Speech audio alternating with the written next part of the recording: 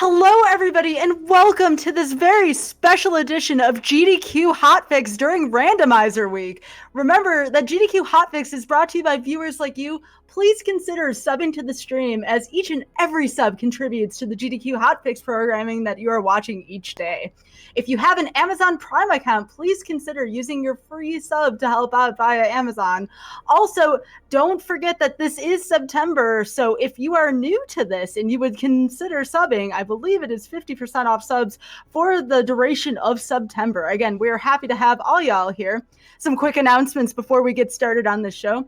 Starting October 1st, GDQ HOTFIX will be beginning a new show called Random Number Generation, hosted by myself, Skybills. The show will be every other Tuesday, so if you love Randomizer and any other Randomizer adjacent content, please consider stopping by for Random Number Generation. We're very excited to announce this, and I'm very much looking forward to showing you all the world of Randomizers. Remember, AGDQ registration opens October 7th, so if you would like to go to AGDQ, please be sure to be ready on October 7th and stay posted. GamesDoneQuick.com is the place you want to go if you want to stay posted on that material. And tune in tomorrow for Zelda-themed randomizers starting at 7 p.m. You will not want to miss that either. And now, without further ado, we have Yu-Gi-Oh! Forbidden Memories, the 15-card mod, brought to you by Elvin Cloud and Bad News Nate. Take it away. Very excited. Thank you very much, Sky, and welcome to Yu-Gi-Oh! Forbidden Memories 15-card mod. I am Bad News Nate. And I'm Elvin, or Elvin Cloud, as I am here on Twitch. Absolutely. I'm really excited to do this, Nate, but I guess we're going to do the traditional countdown and explain as we go. Absolutely. Whenever you're ready, you can go ahead and count us down.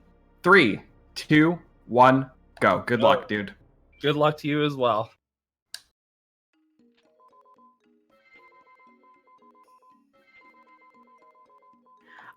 All right, so did you all want to explain what happens at the beginning of each run? We were talking about this at length for about the past hour or so.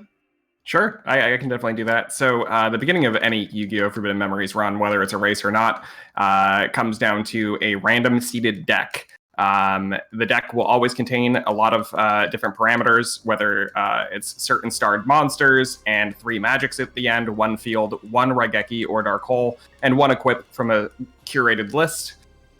Those decks are based on a lot of factors. It all comes down to a seed based on where you are in the game from turn on and a lot of cutscenes and other things.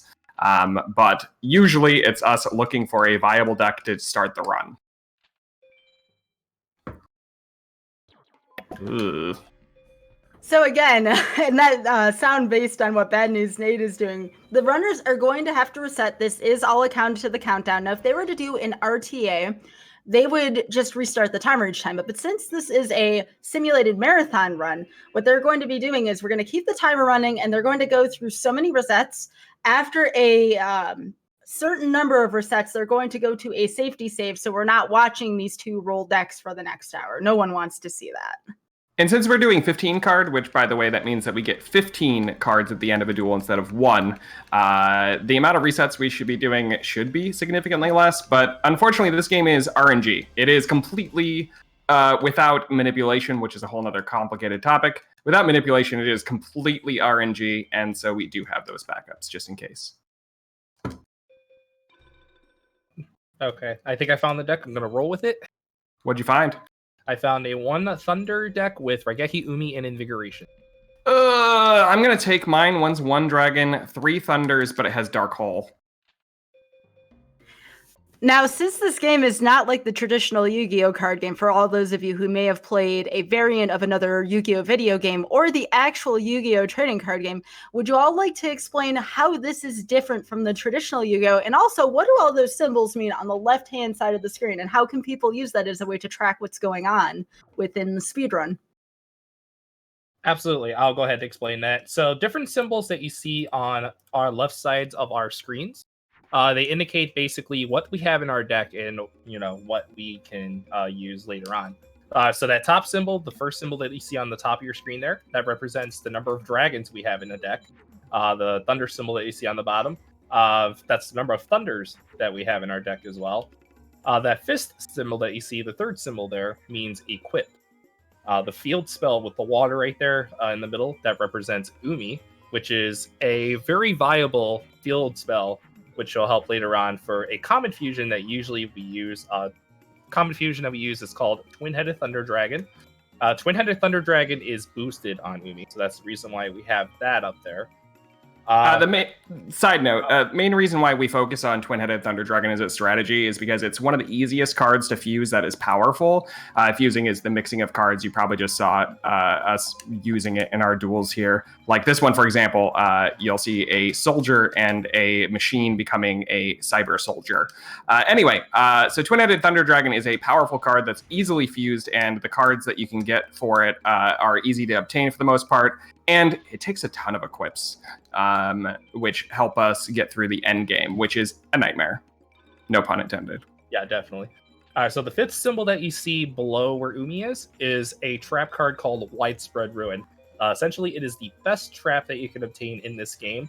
Any monster that attacks with Widespread Ruin on your side of the field automatically gets destroyed. The sixth card that you see right there is called Meteor B Dragon. It is the most powerful monster that you can win in the game. Meteor B Dragon has 3,500 attack and 2,000 defense. And later on, Elvin and I will probably farm for that card. So if you see us farm Metal Mage, I believe it is, Yep. Then yeah, for sure, you'll definitely see why. And then that last card that you see on the bottom right there is the most viable equip in the game that you can win. It's called Megamorph. Megamorph basically is 2 equips packed into 1. Equips in this game are 500 attack and defense boost for any monster that can take it. And with that being said as well, Megamorph is 2 equips in 1. It's 1,000 attack and defense boost. Yeah, so to answer a couple of questions in the chat here, 15 card mod. Normally when you complete a duel, you'll see that I got a drop there, Uguchi, terrible card.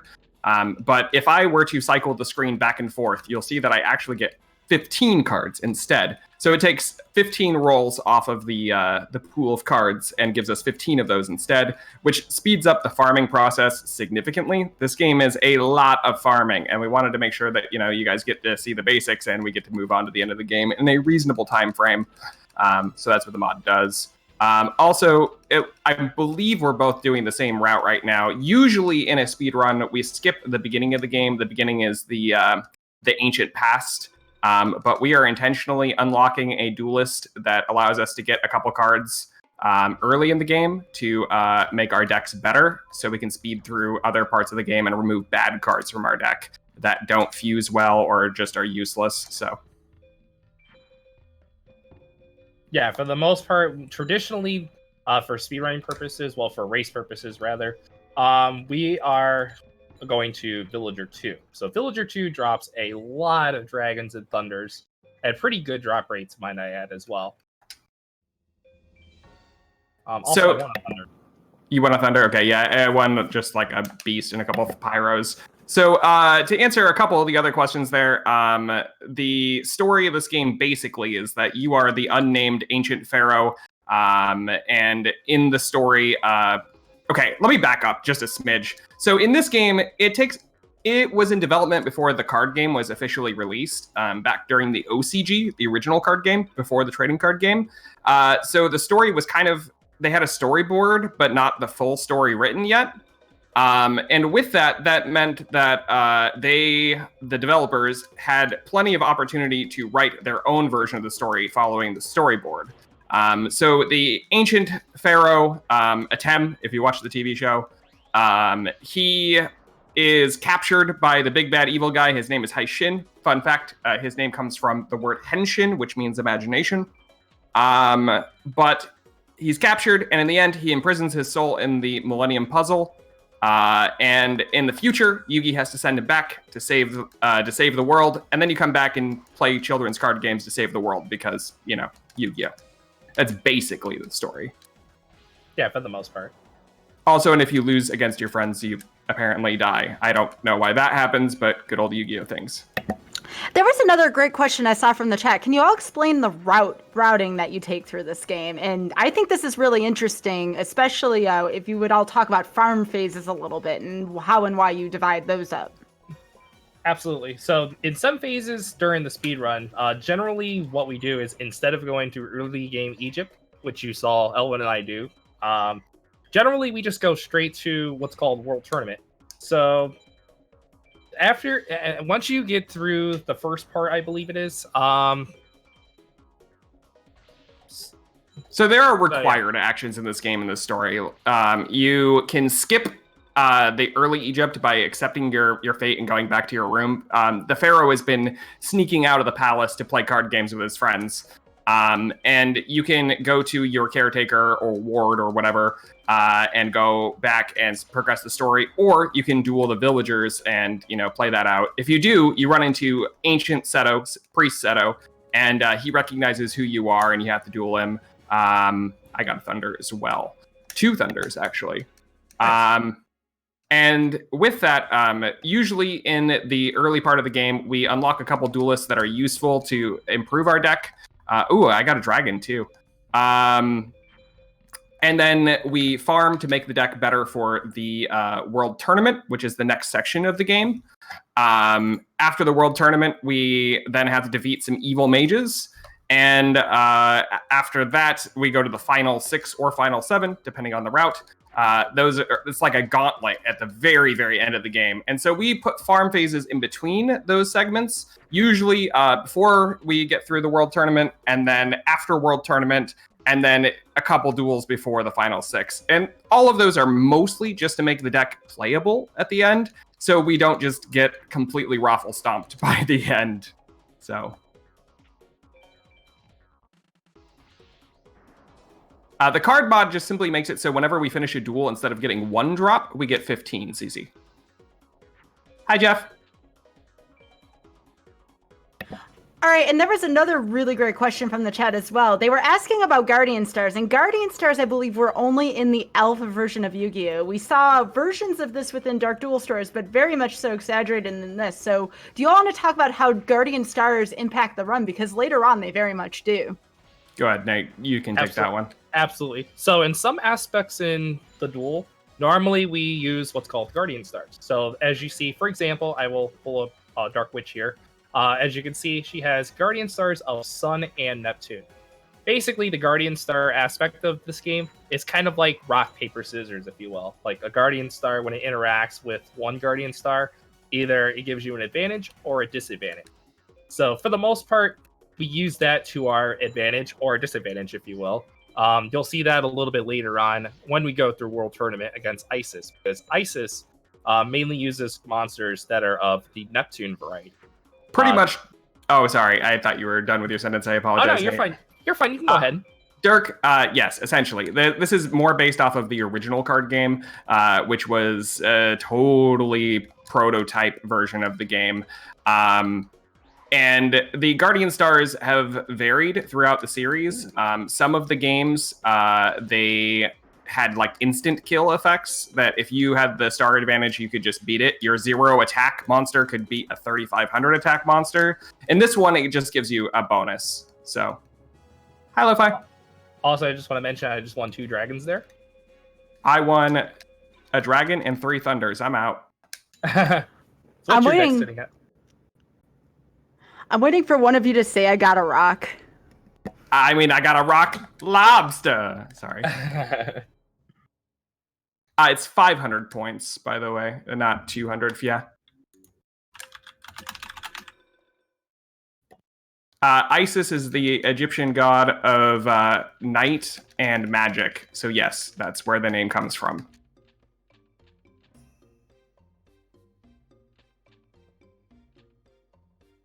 So, right now in the story, I'm being challenged by the head priest, Seto. He is currently trying to stage a coup against his leader. So that's kind of what's going on. He recognizes who we are after we beat him, and it leads to more plot spoops. Ooh, another good meme question here. What are the odds of getting Exodia'd? Extremely low. We have seen it, 5 times now, Nate? Yeah, about 5 times. 2 of them this year, actually. Yeah, the odds are very, very specific to certain circumstances. Generally speaking, you will never see it. Only 2 duelists can actually do it, from what we know. There are people that have the cards to do it, but can't. There is not a seed that exists. Yeah, fun fact, the only 3 duelists that have Exodia in their deck is Simon, which you can duel in the beginning of the early game, Haishin 1, and Haishin 2nd. Both of the Exodias that you might have seen earlier this year were both on Haishin 2nd. To be specific, Haishin 2nd has all the Exodia cards at a probability odds of 64 out of 2048. We should probably talk about that part here. So just like some background information on how duels work and the like. So one of the ways that they generated RNG. Oh, what happened? I just got an extremely rare drop. I just want Electric Lizard. Not bad. That's a 2. 2 out of 2048. Yes. So 1 out of 1,024. Pretty low drop chance. But so how decks work with your opponents.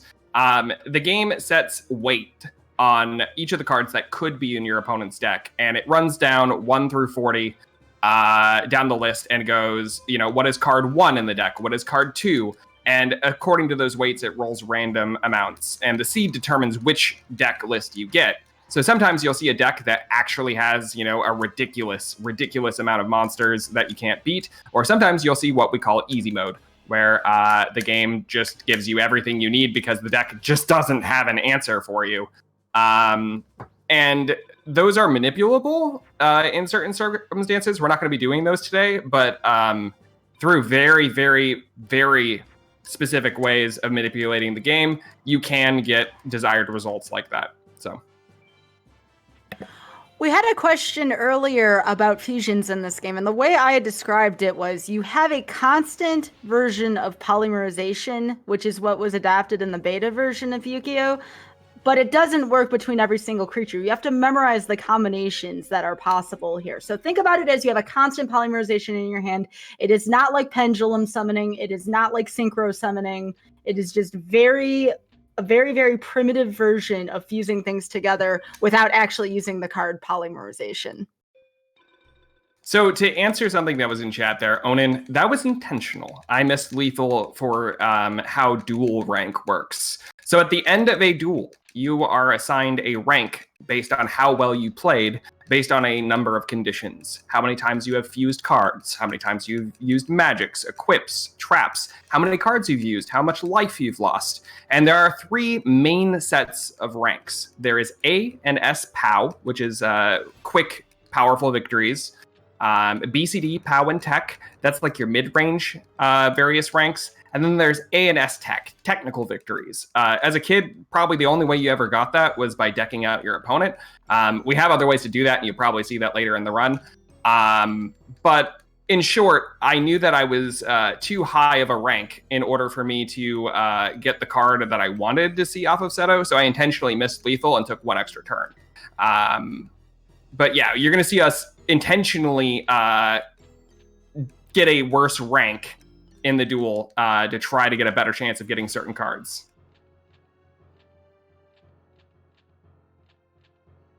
So again, Tagger knows the answer, but he's going to ask just for the chat, and I respect that.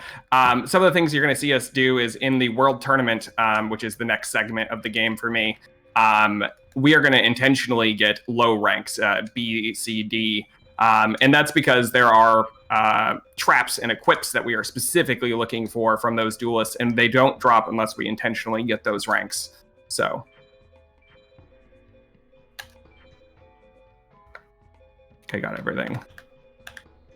Hey, I got a Sparks. Ah, nice. I'm doing the set of duel right now, so I'll be right behind you. Now you can. I was going to say real quick, there are no effect creatures in this game, right? Except Exodia. Sure. Except Exodia. Okay, go ahead, Nate. I was going to ask Elvin, what's your deck looking like right now? 3/7 and no Regeki. I have a Dark Hole. Ooh, that's pretty spicy. I have a 4/5 deck with an equip and Umi.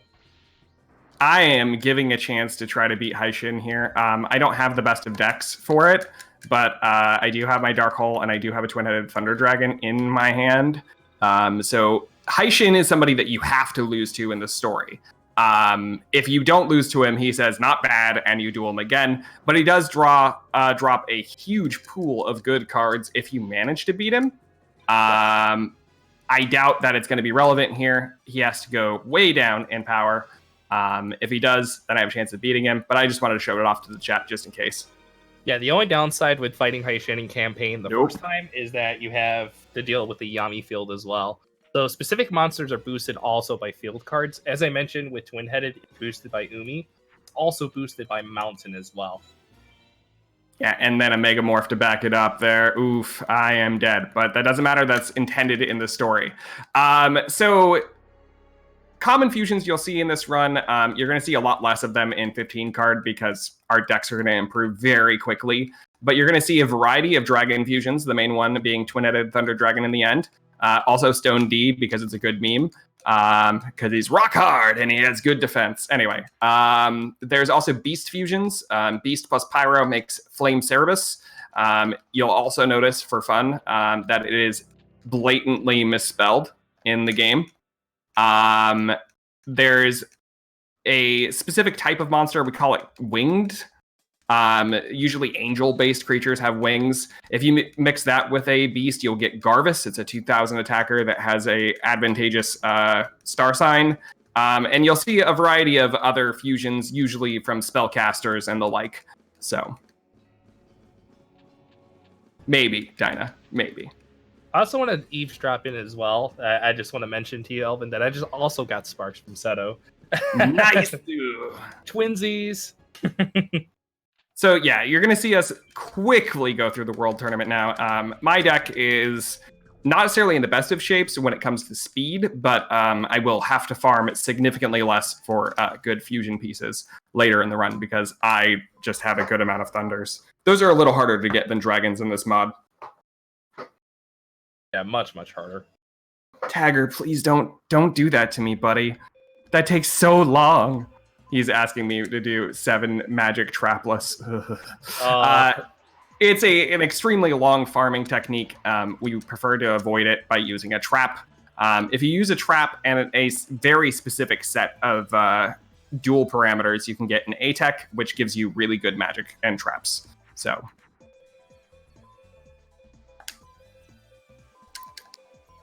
when we get to A-Teching as well, we'll definitely explain to everybody in chat what our technique is that we normally use for A-Techs. And there's multiple ways that you can do A-Techs. The one that we most commonly use is the one that we'll explain. So yeah, we can, when we get to A-Techs, it'll be a lot easier because then I can go over the whole thing. So it's kind of a marathon strat to answer the previous question. Yes, we are intentionally going through the villagers to give us a better chance of Thunders because that could be a worry and would slow down the run. Not to mention, it's kind of a race strat. It's a nice, safe way to get an early deck improvement and also show off some of the game that you might not see in competitive speedruns. So yeah, like 9 times out of 10, the experienced runners will usually go with either Villager 2 or Dual Master K. Dual Master K is already unlocked by default. So basically, Dual Master K, you have the same exact deck as what Dual Master K had. Yeah, and the point of Dual Master K was to pretty much teach you how to fuse. As a kid, you got your butt kicked a lot because he could draw 20 cards. We'll get into that a little bit later. But he would definitely use your deck and fuse in ways that you probably didn't know as a kid. So yeah, absolutely. And the ironic part is it actually says it in the instruction manual as well. If you have an actual copy of the game, it does say it on the instruction manual, right where you look for cards and whatnot.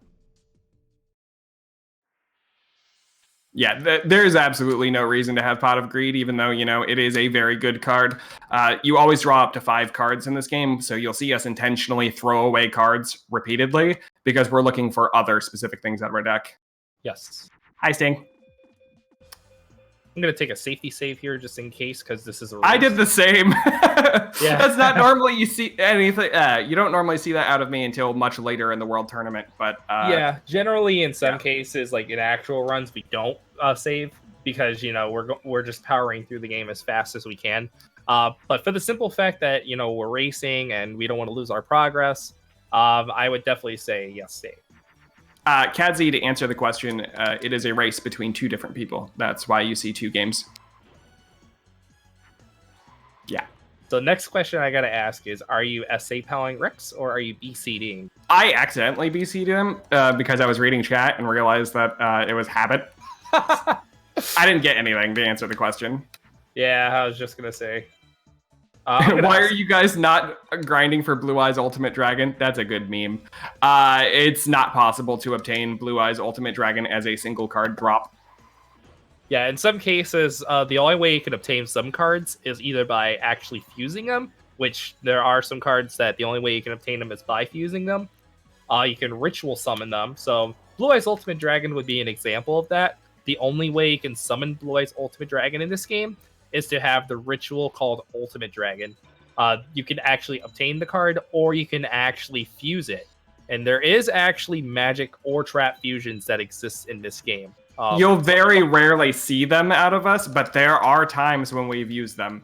Yeah, like in 100%, for example, you have to fuse certain cards and ritual summon certain cards as well. Again, examples of that would be Blue Eyes Ultimate Dragon, Gate Guardian, Trihorn Dragon, and several other cards on the list as well. But again, usually you would see that only in 100% purposes. To correct something that was in chat earlier, Blue Eyes White Dragon is obtainable as a card. You won't see it in a speedrun like this because it is obtained from a duelist in the final 6. Blue Eyes Ultimate Dragon, on the other hand, is not obtainable because it's locked behind a piece of equipment that we don't have in the United States. So back in the PlayStation 1 days, Japan had a little experiment after the popularity of Tamagotchi, and it was called the Pocket Station. And Pocket Station was something that they developed that they thought would be essentially, it's like a Tamagotchi and a memory card had a baby, and you could program games onto it and then play them away from your console. In the case of Yu-Gi-Oh! Forbidden Memories, they had infrared, kind of like the old Game Boy Colors, if you ever had one. And what it does is it allows you to trade between the memory cards. And unfortunately, it wasn't very popular in Japan, so we never got it in the United States. And they never ended up changing the drops or anything when they imported it to the United States. So we just don't have access to them. But in the Japanese version of the game, there is a section in the options menu where you can actually install the program into a Pocket Station, and it allows you to get a lot of cards that we can't normally obtain or have to fuse for. Kind of, yeah, like the Dreamcast thing. Also, I just want to point out in my duel against Weevil, I got a Jirai Gumo start, so... Not bad. Quickly counter that with a Twin-Headed Thunder Dragon, which, again, is very useful in this run. Would you all like to talk about the star chip system a bit? Absolutely. If you want to go ahead, Elvin. Okay, I got it. Yeah. So star chips are something that you're rewarded at the end of the duel. It's translated to spoils at the end, but star chips are obtained at the end of a duel. You can win up to 5 of them, depending on your rank. The big problem with star chips is that, well, there's really nothing that you want to buy with them without going extremely overboard on the farming. Most of the cards that we want are 800 plus, which means we want to do like 160 plus duels. We will probably buy Dragons and Thunders at some point in the run. Ooh, I got an Exodia piece, not that it matters. Nice. But other than that, there's not a lot you're going to see in this mode, but in a normal one-card version of the run, it is something that we use to just improve our deck. So,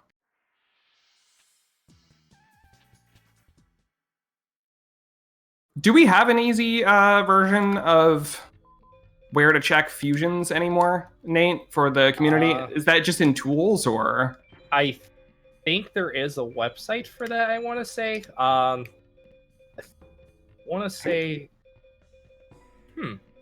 think actually I might have an idea. There is a website we normally use to check like drops, fusions, or whatnot. I think it's Pocket Duelist. Oh, Pocket Duelist, that's it. Yeah, it's been a while since I've used it. I forgot it even existed. Yeah, pocketduelist.dw, I think. PW, I believe it is. PW, okay. We can definitely find a link at the end of the run, or somebody in the community can definitely link it probably somewhere. I don't know. I don't know the rules on links in chat, so forgive me. Oh, we're on the GDQ thing. Probably not allowed. Whoops. Anyway, so the other thing that was mentioned is, can a player use Exodia? Technically, if we could obtain the cards legitimately, yes. The problem is that the Pocket Station thing I mentioned earlier is the only way to obtain legs legally. If you were to say Game Shark the cards in, you can at that point use Exodia. It is still programmed in there, just that you can't obtain all the cards for it. So yes and no. Yeah, and going back on the topic with 100% as well. In 100%, it's technically not all the cards that you can obtain. So by that, I mean, the game in total has a grand total of 722 cards.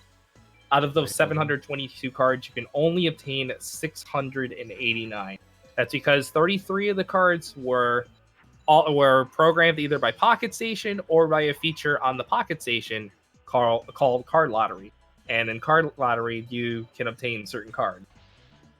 And that, on its own, also has a ridiculous amount of RNG. Somebody in the community tested it, and some of the cards are a 1 in 10,000 chance of obtaining through Card Lottery. So Pocket Station was gonna be a nightmare, apparently, but pretty much. Yeah. Ooh, double Dragon Zombie. Hype! Nice. I just want to point out as well, I got a dragon from Weevil when I beat him. So my deck is sitting comfortably at 6 dragons and 5 thunder. I got a dragon from Mai earlier, Darkfire. So I think I'm that's actually very impressive. I think I'm at 5/7. So just finishing mine now, and I'll be on my way to Bandit Keith. So I'm about 1 duel ahead of him for chat's reference point. So really, honestly, at this moment, we're neck and neck. There's not any significant difference between our decks. I'm going to, at the beginning of next duel, Dave, that way I don't have to mash during that. Right now I have both hands on the controller. If you hold square and then mash X, you go through text just a bit faster, and so both my hands are currently occupied to get optimal mash.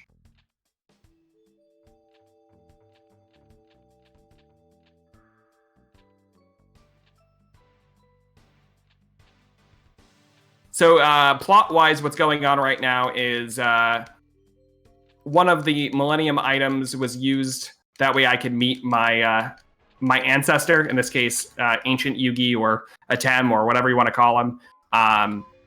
So with that, we discovered that, oh, he wants to go back to the past. But the only way to do that is to collect the Millennium items and use them to send him back to the past. So we are going to beat up some kids and steal their lunch money. I mean, their Millennium items. And their cards, I guess. I don't know. This is just how this world works, I guess. Yeah. To reference somebody in chat, Bandit Keith, in America. In America. If anybody's seen the Abridged series, they would know what I'm talking about.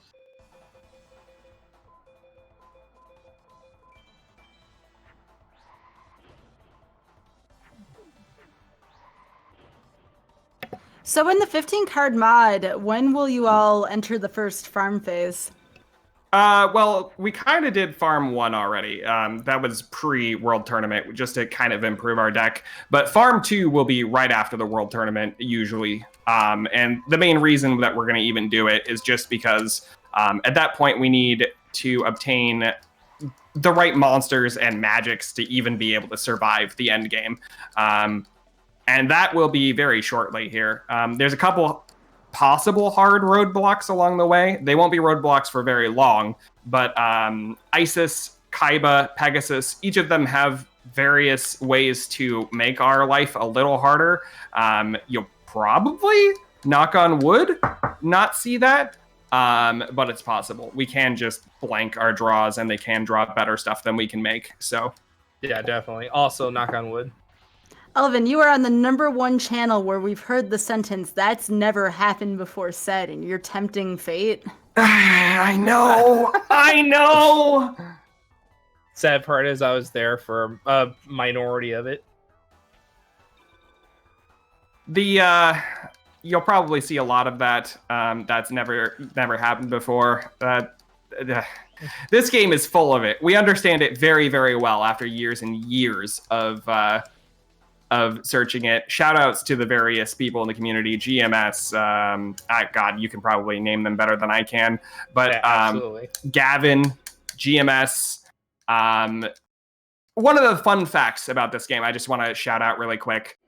This game is written in, as far as I'm aware, 3 or 4 programming languages. I know that early when we dumped this game out to read its code, we had to find somebody that was proficient in Perl, which is a coding language, just to understand it, because it is very poorly written. And it caused us a lot of issues to try to learn exactly what was going on in the background for a long time. So as we continue through World Tournament here, are there any community members you'd like to give a shout out, or do you want to talk about the Discord, or where some people may obtain some resources for learning more about the speedrun, let it be the 15-card mod, the 5-card mod, or the vanilla version of this game? You go first, Nate. I have my own, but... Yeah, absolutely. So there is a devoted Discord community to anything that's with Yu-Gi-Oh! Forbidden Memories. There are a assortment of individual runners and researchers that are a part of the community, just like what Elvin mentioned with, finding out the coding of the game, finding any new research or anything like that. It's just anything with Yu-Gi-Oh! Forbidden Memories, and it is a big, big community devoted to it.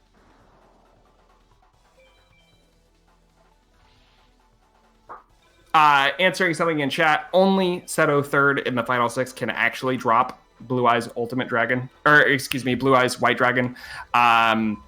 It's not something you're probably gonna see. It's a fairly low drop chance. Oh, Shadow Spectre takes Mystical. Okay, I didn't know that. The more you know. See, the more you learn know. something new. It's not a card we typically use very often. Anyway, the point is, there are a lot of things in this game that we had to learn, and so my shout outs are going to go towards that. GMS, Gavin, GMS is generic mad scientist, and you know what, I'm this is mildly controversial, but I'm going to thank Mergy. Mergy was somebody that there was a lot of controversy back in the day because of a incident modifying the game, and because of that incident, we learned so much about this game because we had to prove whether or not the run was legitimate and a glitch that shouldn't happen. And it broke this game completely open. We know so much more about this game because of that incident, and I appreciate that. Ooh, a black pendant. Ooh, a time wizard and an Umi. Okay. Ooh, a lot of good stuff there. Unfortunately, I got nothing on Shoddy. Shoddy has a wide drop pool, so expect nothing from Shoddy. Yeah. Other people I would like to just shout out to in the community. Zare91, probably one of the most positive people. He doesn't stream very much anymore, and when he does stream, it's usually Osu. But Zare91 is definitely one of my favorite people in the community. Saboom stuff, SSBM stuff. I think he's now just Saboom, isn't he? Yes, yeah, he just goes by Saboom now. My bad, Saboom, Saboom. Saboom is the person that invited me to the community initially, and also probably one of the most positive people I've ever met. He's also a big Spyro runner and Crash. And I'm trying to think of anybody else. Monopoly Man, the first person I ever saw that had a world record in this game, to pretty much encourage me to run it in the first place and a challenge. Yeah.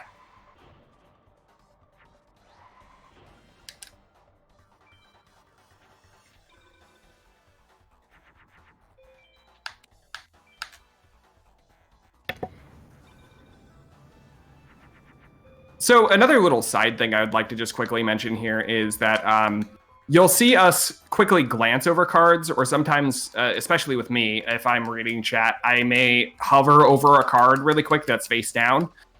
So Guardian Stars, again, allow us to have a lot of information about what our opponents are playing. With how much we have played this game, you can learn what your opponent has played face down just by knowing their deck list and Guardian Stars. For example, that last card I knew was a Meteor Dragon most likely because it had a specific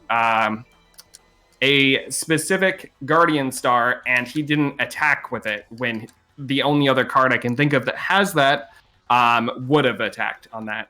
So, right. Yeah. And the main thing of the AI, usually when you can find out about their Guardian Stars, is that they will always play the first Guardian Star on whatever monster they play. So, for example, take Vermilion Sparrow, which is a 1900 attack Pyro monster.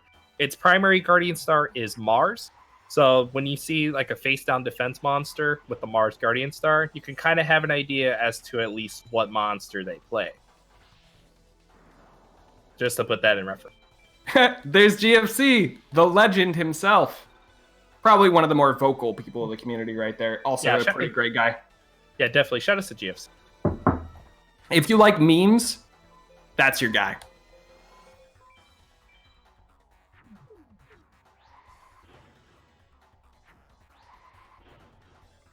All right, so you're going to see the end of this duel here on my screen. This is the first duelist that we are really hoping for good drops from.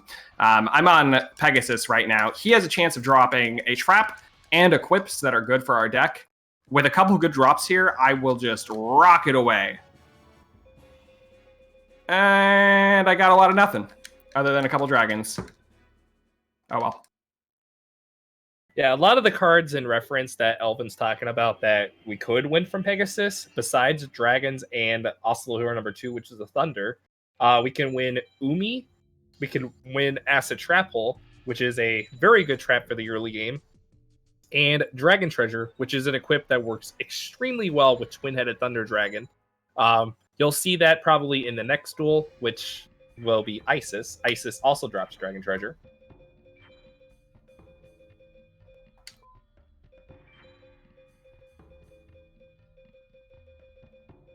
Thought I saw something else, but I didn't. So typically in the Yu-Gi-Oh card game, lands weren't used all that much apart from maybe early on in Metal Raiders in the trading card game. How are lands significant within Forbidden Memories versus that?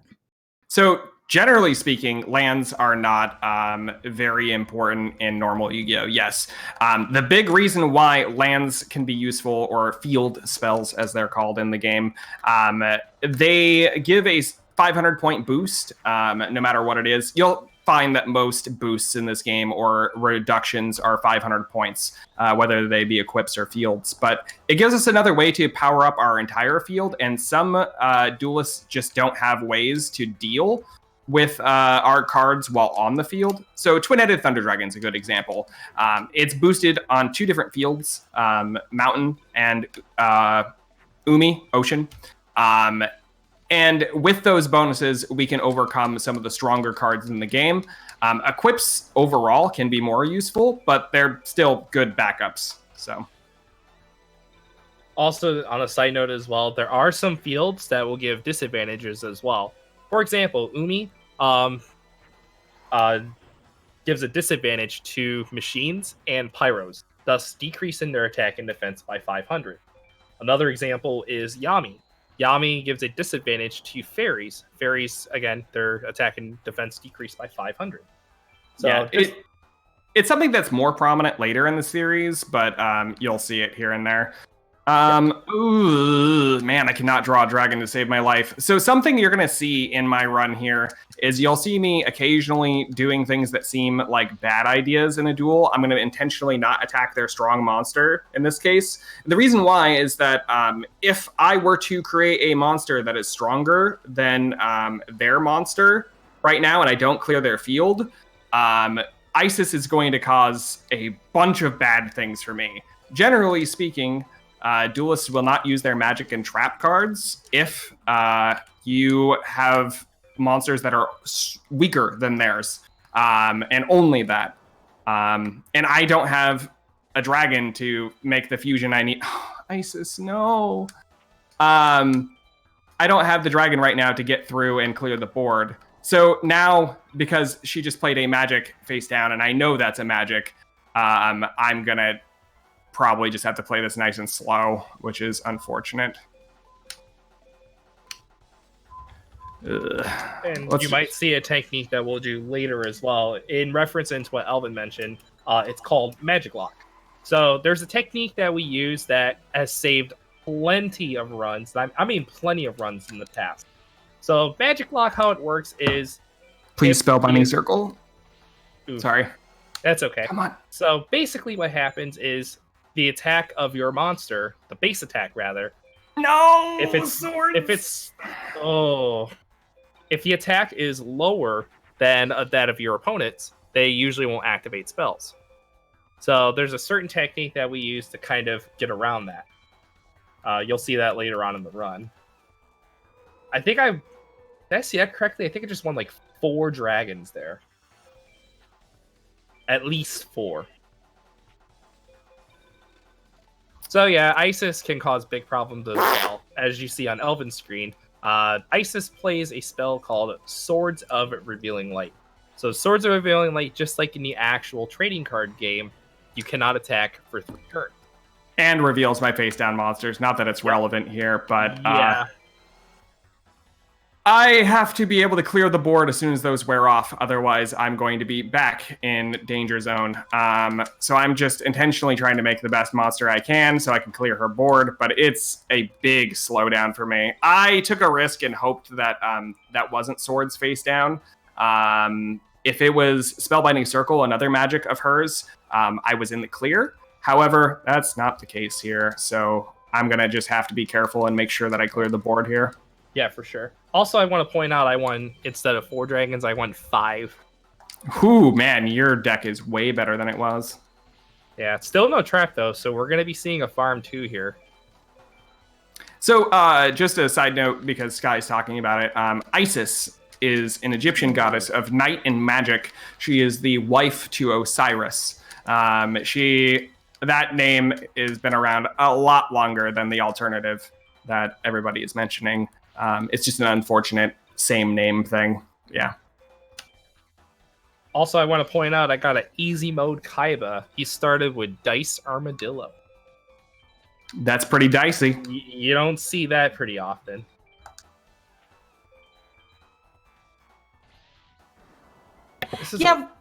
We were mentioning this earlier. Other than Exodia, there are no effect monsters in this game, so Catapult Turtle doesn't do what you think it does in this version, for those of you getting excited about that card in particular. I mean, I'm going to be honest, that episode of Yu-Gi-Oh! Is probably the most disastrous, in my opinion. I have no idea what's going on in that duel. There's like a flotation ring, there's literally launching a monster, there's a spell card that should raise defense, but yet it keeps everything in place. I have no idea what's going on in that duel other than plot. That funny part is, it kind of reminds me of when Giant Soldier Stone attacked the moon. I mean, Shoot the Moon is actually a card now. I love nice. that. It destroys a field spell and does something else. I got a very useful card for the early game. So I got Acid Trap Hole from Kaiba. Ooh, nice. I just have a ton of lady equips right now, which are not really the most relevant for what's going on, but... Oh yeah, for sure. Alright, so as you can see on my screen, I am past the World Tournament, and now this is the second half of the game. So... basically, you are sent back to ancient Egypt to save your people. So for the most part, you're going to want to go back here. You're going to have to talk to a person at the King's Valley. So before you can grab the map to the Forbidden Ruins, you have to talk to this guy, and then you have to fight another person that's standing in your way. You'll see that in just a second. And then afterwards, basically, it's Farm 2. Yeah, I don't have a lot of outs right now, chat. Also, side note, just because I've seen it a lot. Hi, everybody. I do see you guys. I am aware that you exist. I promise I'm not ignoring you, just that I'm trying to make sure that we're answering all of the other questions. So again, the only tributes or anything close to tributes we have in this game are rituals. And again, those are rituals, not even tributes, but the premise is kind of the same for those. We have fusions. So for those of you seeing this game for the first time, this is not like the trading card game.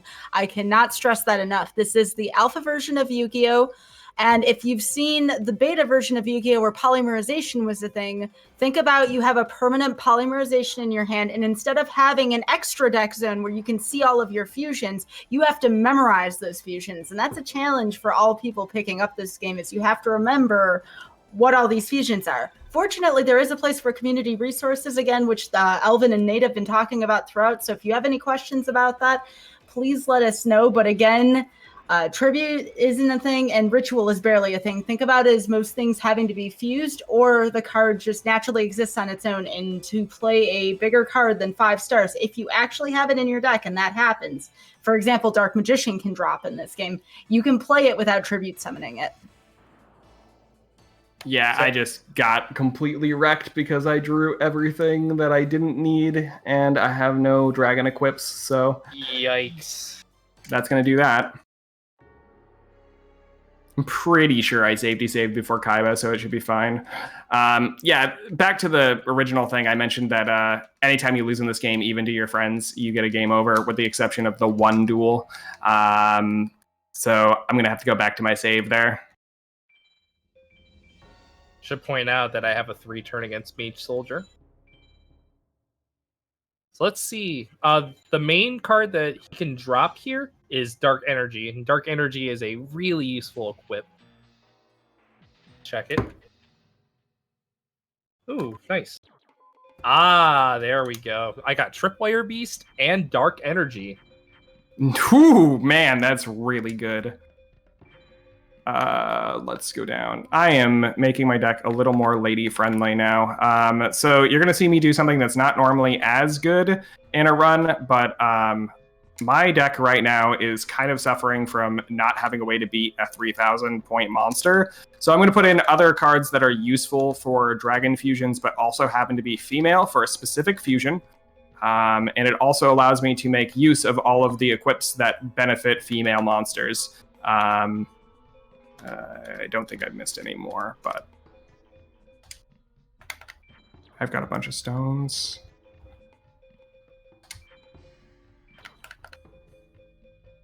All right, so after you've unlocked the Forbidden Ruins, you are met with Seto, which follows you to the Forbidden Ruins, thus unlocking the different shrines that you can go to. So in this game, there are 5 different shrines. There's the Ocean Shrine, the Mountain Shrine, the Meadow Shrine, Forest Shrine, and Desert Shrine. So each of them have a low mage, and they have a high mage. You'll see later on the different kinds of cards and different kinds of monsters that they have. And not bad. Sorry, I drew a Mystical Sand with 2 equips right off the bat, so that's a win. Fine. So basically, you'll see there's different monsters that are boosted on different fields. You'll see that a little bit later on. I'm actually going to go to Pegasus.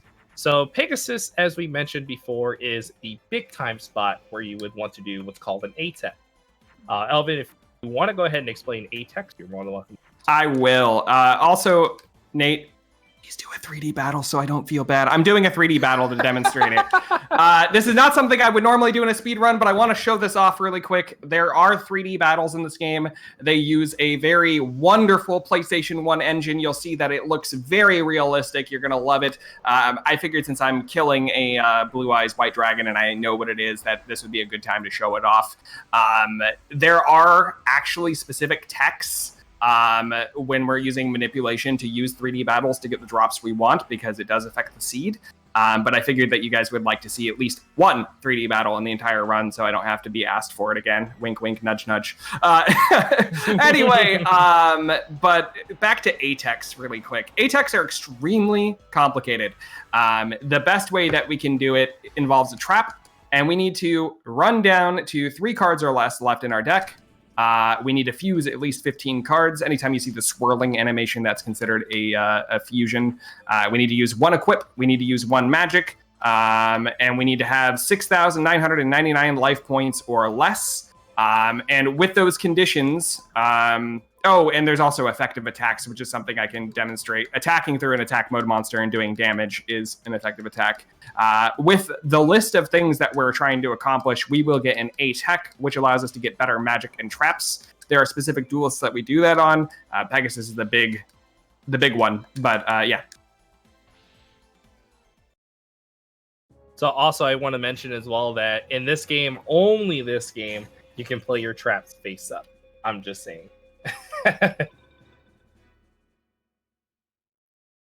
All right, well, I did not get a trap, but I did get a dragon capture jar and 2 dragons, so I'm at 9-7 right now. I mean, you got removal for later on, so that's pretty positive. Yeah, so I'm a little behind Nate right now. He's back in the farm phase, and I still have to go through plot, and I do not have a way to do an ATEC, so I'm going to have to go to slightly desperation strats. So hopefully this works out anyway. Fingers crossed. Also, knock on wood. I forgot that my name is D. Okay. So, as you're going to see here, I'm going to start landing effective attacks on Pegasus's monsters. So as you see as well, I am fusing monsters into at least the twin-headed Thunder Dragon, and then I'm going to dump it with the lowest possible attack or defense monster to allow an easy attack on it, so I can land effective attacks. Effective attacks, as we've mentioned before, are attacks that cause life point damage. So for example, my twin-headed Thunder Dragon in attack mode, if I attack this monster here, which is also in attack mode, if I do life point damage, that's considered an effective attack. We are going to need 4 of those for this ATEC. My bad, I got 3 dragons, so I'm at 10-7. Oh, not bad. You're starting to catch up.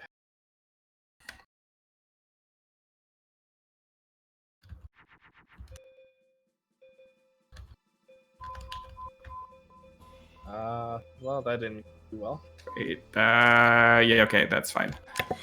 This is always a question I've had for Forbidden Memories runners, and any FM runners we may have in the chat watching this. I want to know the answer as well. Do you hear the Free Duel song in your sleep? I used to, actually. I could hear it as a replacement of music in my dreams. I'm not even kidding.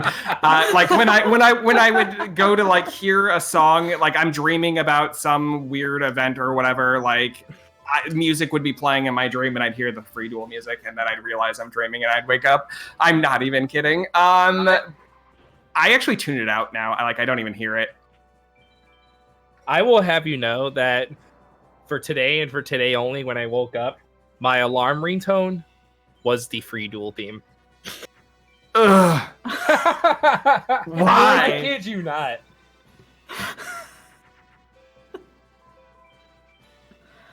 Why not?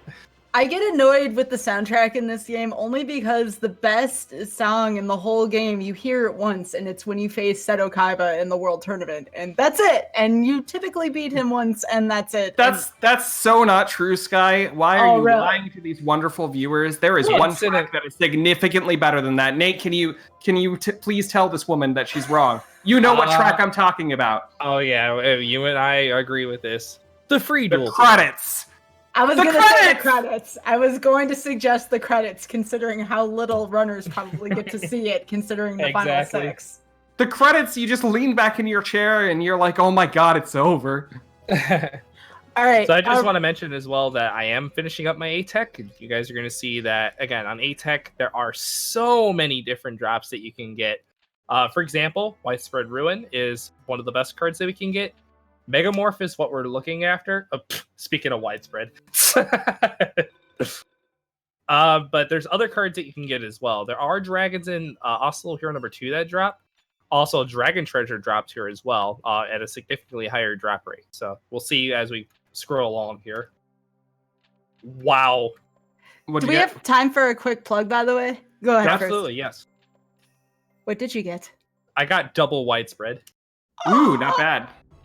Oh my god.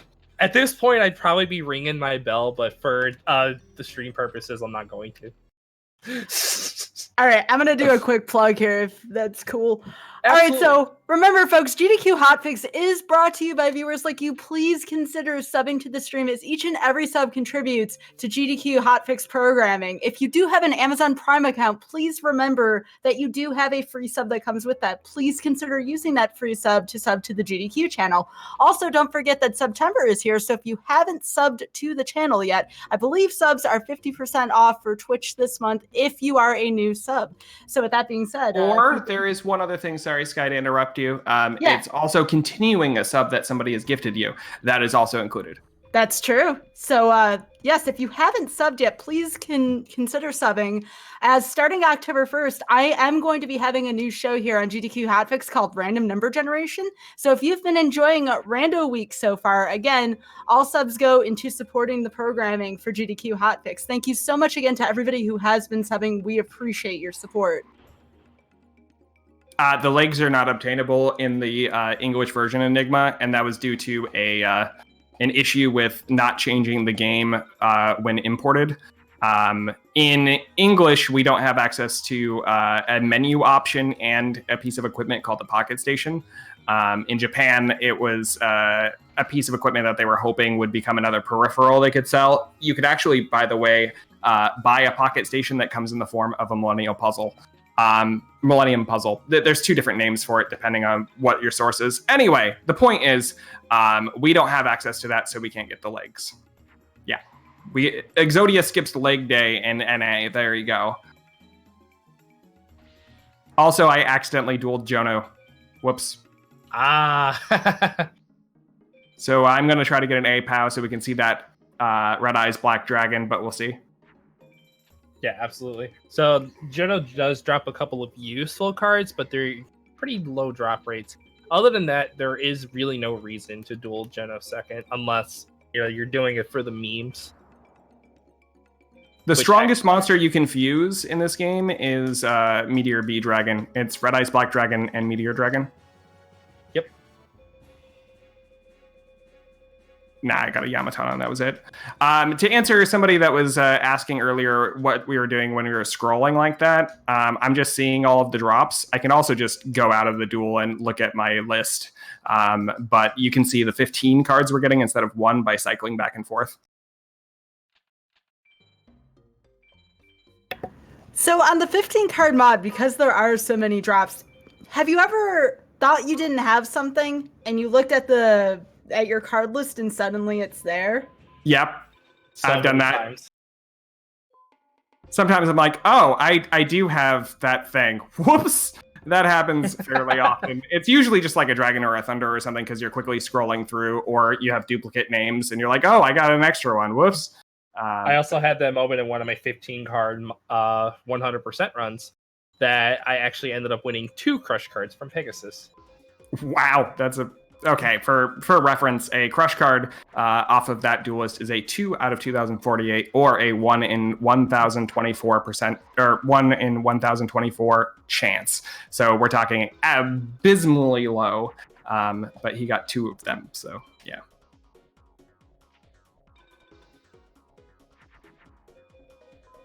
I almost lost track of my effective attacks. Yeah, I am sitting here and I was like, am I trying to get an A or a B? I couldn't remember for a second. So when I'm doing my A text later, you're going to hear a little bit of click through my mic. And the click is me actually using a die on my table to keep track of things. It's just the easy way for me to remember what I've done in a duel. I generally don't need it, but it helps just to kind of go, oh yeah, that's what I've done. So at a glance, I can just go, I have completed all the requirements, and move on. So since wholesome memes are allowed here while we're doing some farm here, Alvin, would you like to talk about the way I first found your channel called Blind Farming and what you do to your viewers sometimes? That thing. Okay, so has anybody in the chat ever opened a booster pack? Can I get a show of hands in chat that have enjoyed the wonder of the cardboard crack?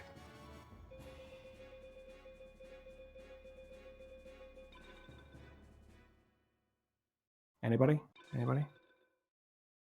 Looks like we have a lot of fans of trading card games here. I love this. I love this response and love towards CCGs. Go ahead. So I'm going to give my explanation on why I do blind farming and what it is. So blind farming is something I do in very long runs of this game where I get frustrated. I don't really feel like looking at my drop after each duel anymore. Ooh, look at all those names. Oh man, your deck is really good, isn't it? What just happened? I'm getting wrecked. Nate, what are you doing to this thing? All right, so for reference, I just won 3 Dragon Treasures, 2 more Widespreads, and a Bright Castle. Jeez. All right, well. Wow. His deck is pretty much ready to go, and I haven't even found a single thing to help mine, but I'll do my best. Anyway, back to my point here on the booster pack thing. So I do something called blind farming. It's where I put a little banner over my screen so my stream and I can't see what I got as a drop. And I play multiple duels out to try to essentially look at 5 to 10 cards at a time. So it's like opening a booster pack and ripping off that Band-Aid and going, oh, disappointment only once instead of 10 times in a row. Which drives some of my viewers, Sky included, absolutely bonkers. Really does. It still does to this day. Sad part is this is all true. Shout outs to the original person that made blind farming, and that'd be Saboom. Dave just called you 11 Cloud. Yeah, it's a running meme. It is true. There's actually, back before I unbanned every single person that's ever been banned in my channel, there were 37 different variants of my name that had gotten banned because people were spamming the chat with fake versions of my name and things I wouldn't say. There was 11 Claude, there was Elvin Clued, there was, I don't know, there was just a ton. I guess for all those people, I guess you could say that's bad news. Ha ha ha. I'll be here all week. That's not true. You have a deck.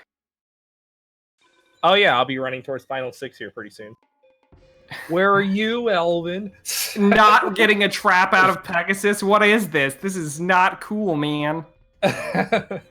I'm getting all the dragons and thunders in the world, though. I just took something out of my deck I didn't want. There's no Meteor Dragons or Meteor Black Dragons yet, though, right? No. No, not yet. There was a chance of one when I did a duel earlier, but no. I'll probably be doing that pretty soon, if I may be honest. Since I have a good enough deck to go to Meta Mage for it.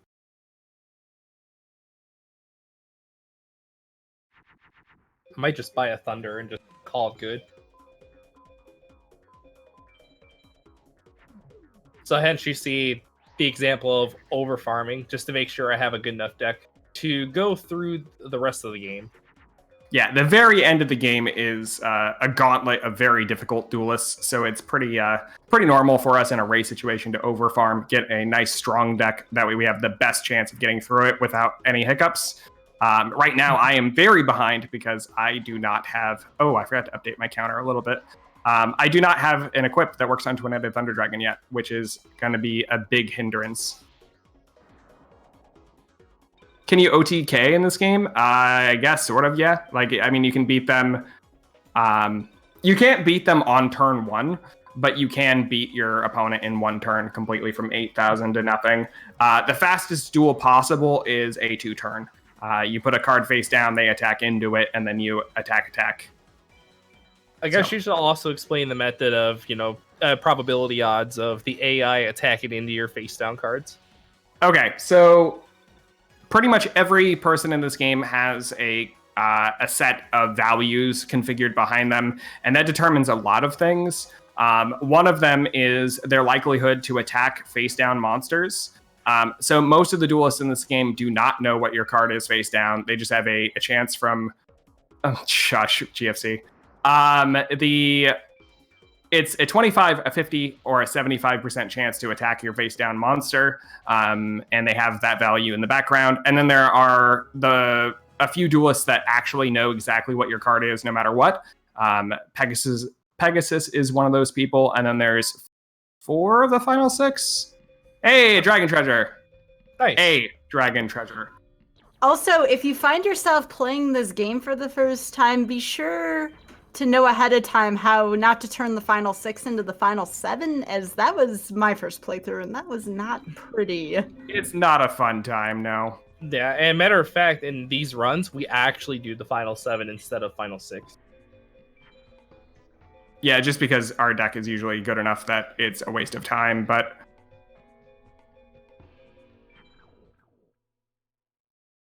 Finally, I have an equip. That was your first equip, Alvin? Yes, it was. Let me see how many Nate has. 4, 5, 6. Oh Yeah. my gosh, Nate, share. It's wholesome. I don't have a trap yet, which is the biggest thing, but in this run, no, Ramza, we're probably not going to buy anything with star chips. We didn't end up running into a situation where we needed to. In 5-card or normal 1-card, we will definitely be buying things, but we don't have enough star chips to really buy anything of value anymore because our deck is too good. So, Right. Oh, Okay. can you please explain the difference between the final 6 and the final 7 for those who don't understand? go ahead, Nate. I've been talking the whole time. Yeah, absolutely. Ooh, hold on. I got a Megamorph and Bright Castle. Let's go. Now you're just tormenting Alvin. I literally have nothing. Like the chance of me getting through the final 6 with this deck is like 1% at best. So, All right. So, anyways, explaining Final 6 and Final 7. So there is a segment in this game where if you defeat at least one of the or 2 of the shrines, rather, it enables you access back into the hidden card shop. I'm gonna save real quickly here. So the hidden card shop, basically, once you go back to the dueling grounds that are underneath there, basically you'll be encountered with Jono saying a message like, "Tayana has been captured," and then you have to go to the vast shrine to rescue her. So you'll be met up with a duel called Labyrinth Mage. Now, Labyrinth Mage is not a comfortable time, let me tell you. His most powerful monsters are like Gate Guardian, Twin-Headed Thunder Dragon. But after you do that, you'll encounter a hidden duel that most of us never knew about back then, that being Seto Second. So Seto Second is a very, very not known duel, but it's really hard. He has cards like Gate Guardian, Blue Eyes White Dragon, Blackluster Soldier, Metal Zoa, anything of that nature. Nate, just an honest meme question here. You originally pointed me towards where to get this mod. Are you sure you didn't provide me a version that doesn't give traps? Because I have the equivalent of 75 duels with Pegasus, and I have 0 traps and 1. I don't know, man. It's not a fun time. I can tell you that now. I don't know, but hey, I'm just having a good time here. Orla, I do not play the FM fan games. They did not seem very appealing. For anybody that doesn't know what he's talking about, there are many mods of this game.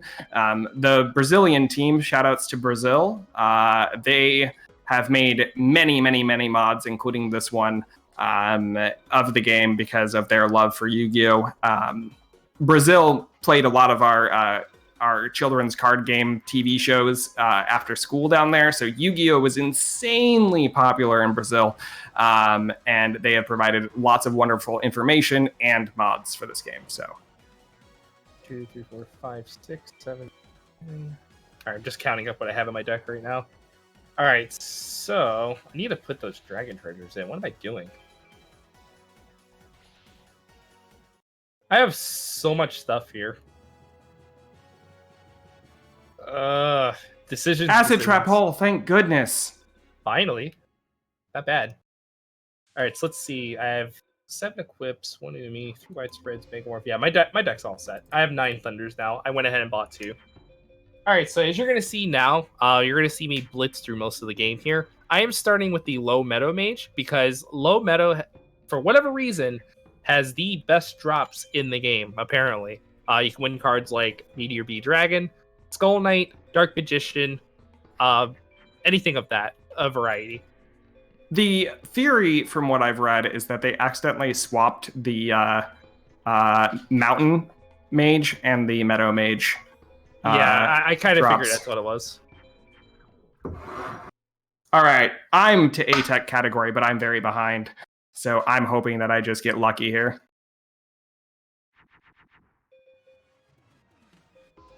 You're going to see an unusual fusion that we don't typically use in the run, but Spike Seadra plus a Spellcaster for some reason makes Kaminari attack. It's a powerful enough Thunder that it can make Twin-Headed Thunder Dragon. It's one of our ways that if we don't have Thunders in our hand, that we can fuse a Thunder. Yeah, for the most part.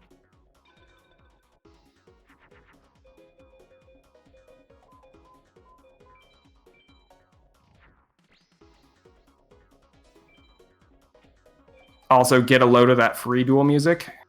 Raygasm. Oh, yeah. Also, I think it's worth noting while we're looking at fields here, not lands. Thank you for correcting that earlier. Too much magic for me. Mm-hmm. No, it is fine. true in this game you can fuse fields together. So I believe if you fuse 2 Yamis together, you can get a dark energy, which is an equip. No. Correct. Correct, And yes. there are a lot more fusions than that, too. Magic fusions or glitch fusions do exist in this game. 2 Yamis, as mentioned, will make a dark energy.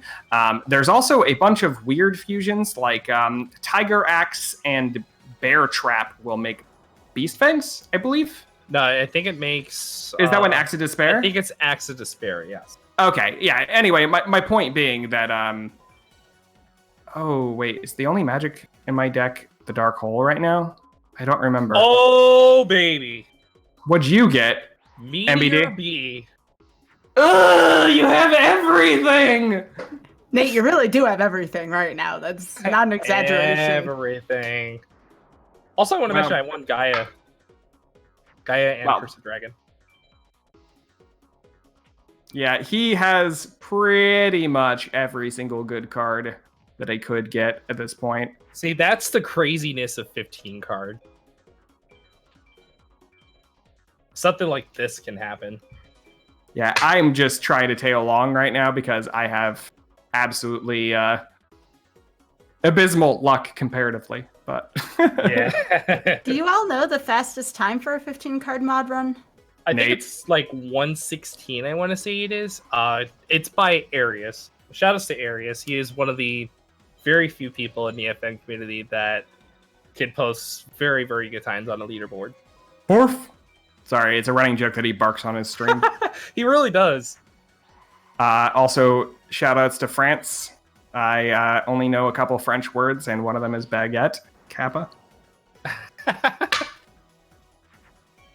15 card mod is 15 drops instead of 1 sausage. So pretty much it rolls on a table and checks to see your drops, and then at that point, you get 15 of those drops instead. It speeds up farming. So you're going to see me make a lot of quote-unquote misplays here. That's all intentional so I can get a lower rank. You probably saw it on Nate's already because I could not find a trap. Yeah.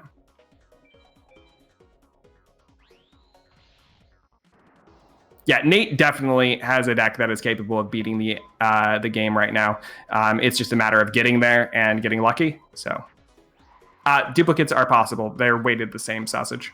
Yes.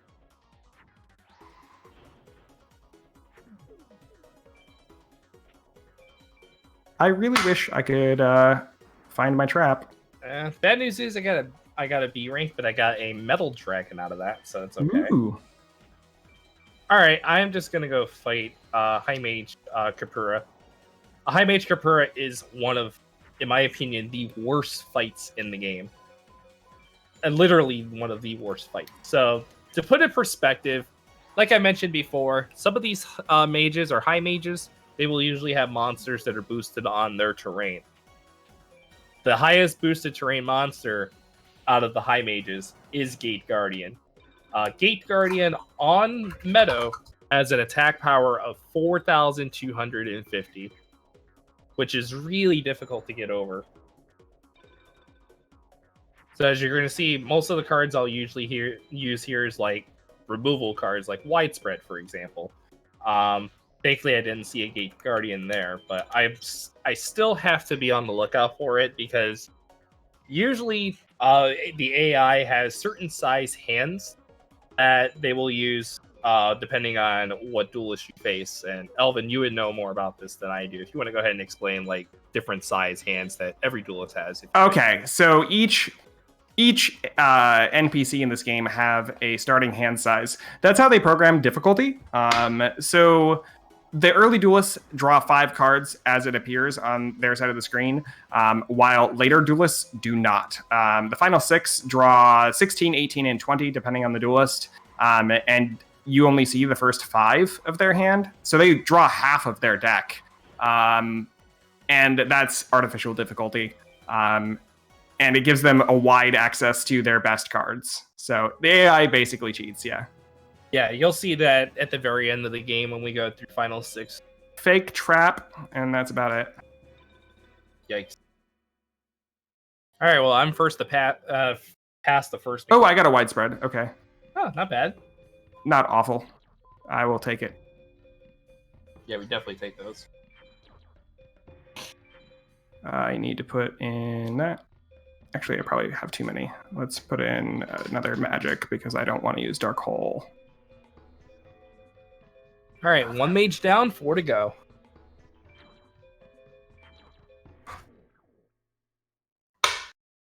There's nothing here that I want to see. So I'm going to go save real quickly before I tackle the next shrine. Actually, no, to answer the question. The starting hand does not affect Exodia. The Exodia has to be in the first 5. Yes. Also, something that you'll see very, very rarely, there are strange and unusual cards in some of the late game decks, and they're used for rituals. For example, on Haishin 2, you can see him play Queen's Double once in the most rare of moons, which is a 300 defender, something 400, 200, something like that. It's really low. The point being that they do have weak cards, just that you'll almost never see them because they play everything else first. So, yeah, for the most part. And that's why they're classified as 1 out of 2048, because they rarely exist. Yeah. I have actually had one duel where Haishin did play Queen's Double. Thanks, Dan. Yeah, it's extremely rare, and sometimes you'll see them just play random weird cards too. Like, I've had Isis play Turtle Oath, and it do nothing because she just had magics in her hands. Yeah, I was actually there when it happened. Yeah. But yeah, so the maze, by the way, for the labyrinth that was mentioned earlier, the path is right, right, left, right. So up, up, down, up. It's a set path every time. If you go the wrong way, you have to duel him again and start over. Yeah, which you definitely don't want to do.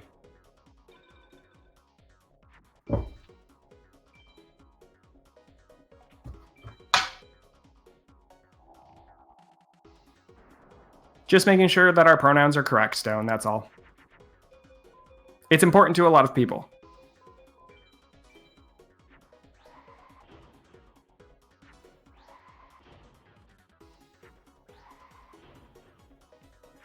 It's pretty much experimentation pack. Oh, there's the big boy himself.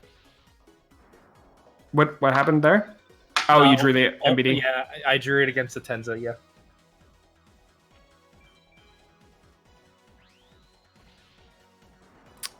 The mod is available online through our Discord.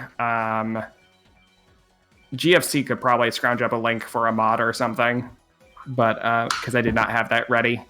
But I know what it is, in case you're wondering. Yeah. So for our community, there is a link that I would recommend checking out. It's discord.gg/YGOFM. There is where usually our Forbidden Memories community is. If you want to know more about the game or about anything that you see here in today's GDQ HOTFIX episode, you can definitely check out our community Discord. Again, discord.gg/YGOFM.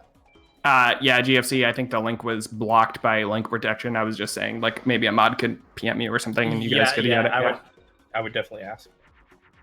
But on a side note, I am done with 2 of the shrines. So the next step on my end is to go fight Labyrinth Mage. So as you're going to see here, I'm going to save first, obviously, because, I don't want to lose my progress. So I am going to leave the shop. I'm going to go back to the hiding card shop, and then you're going to want to go to the dueling ground. So again, this is for anybody that might not know about this. So again, there's trouble under the dueling grounds. They have captured Tayana, and they want the Pharaoh to go to the vast shrine. First opponent is Labyrinth Mage, and some people would say he's difficult, but he's not really that difficult in terms of, if your deck is good or not. His strongest monster is Gate Guardian. Yeah, it comes down to a little bit of luck as well, just to see if he plays his strong stuff or not. So pretty much. Also, I forgot to put my widespreads back in the deck, but it's fine. I have Raigeki in hand. Yeah, the other thing to mention here is that the average time in the normal version of this game that I would say a casual player could do with just a bit of information, 10 to 20 hours would be about normal. Just once you know where to farm and that sort of thing. With zero knowledge, 30 to 40. Yeah, just going in blind would take a very long time. So I'm trying to go for AS Tech Scruff, which I just got there. I got another widespread. I got 3 widespreads, and I don't have anything else right now. Don't get me wrong. I'm excited for the 3 widespreads, but no equips is very, very sketchy. Oh, you attack Caprera? Nope. I just was still doing Pegasus. Oh, okay. I see. Did I accidentally take out the magic? Right, so I am about to AS Pal Labyrinth Mage. Labyrinth Mage's strongest card that you can win is Twin-Headed Thunder Dragon. So I'm hoping to see that here on the screen. I have won just about every other possible magic I could get. I've hit rituals. I've hit except fields. Obviously for Crush Card. That's the one you haven't gotten. Oh, not yet. Anyway, at the rate things are going. But I have every other equip. I have Lady equips in spades. I want a Thunder. Bad. Those are useful. All right, so I'm debating it right now. Should I A-Tech Seto second? I think so. I mean, why not? At this point, you're that far ahead. And on top of it, you can definitely explain a lot of really cool stuff. Seto second also is one of the few duelists in the game that can't fuse. He just doesn't have the ability to. He can only play 1 card at a time. So as a kid, if you ever tried to A-Tech him, it's actually impossible without using traps and magics. Yeah, for sure. Let's see. I can take out this, and I'm gonna make room for my widespread.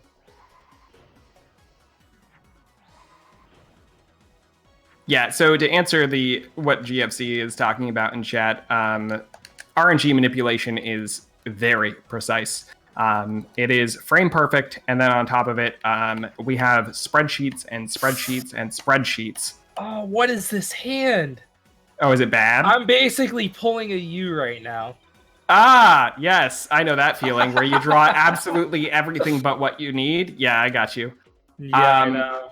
But we have spreadsheets and spreadsheets and spreadsheets of what to do, and based on your result, what you should be playing next, and how many times you should mash certain buttons. I unofficially have the world record in the 100% manipulation category because I spent like 200 hours calculating out specific duels and then played for 40 hours to show off the frame perfect inputs to get every card that is obtainable. I just want to point out I have a 4100 Thunder Dragon on the field. Jeez. Oh boy. One more equip and I can actually get over a Blythe's ultimate with that.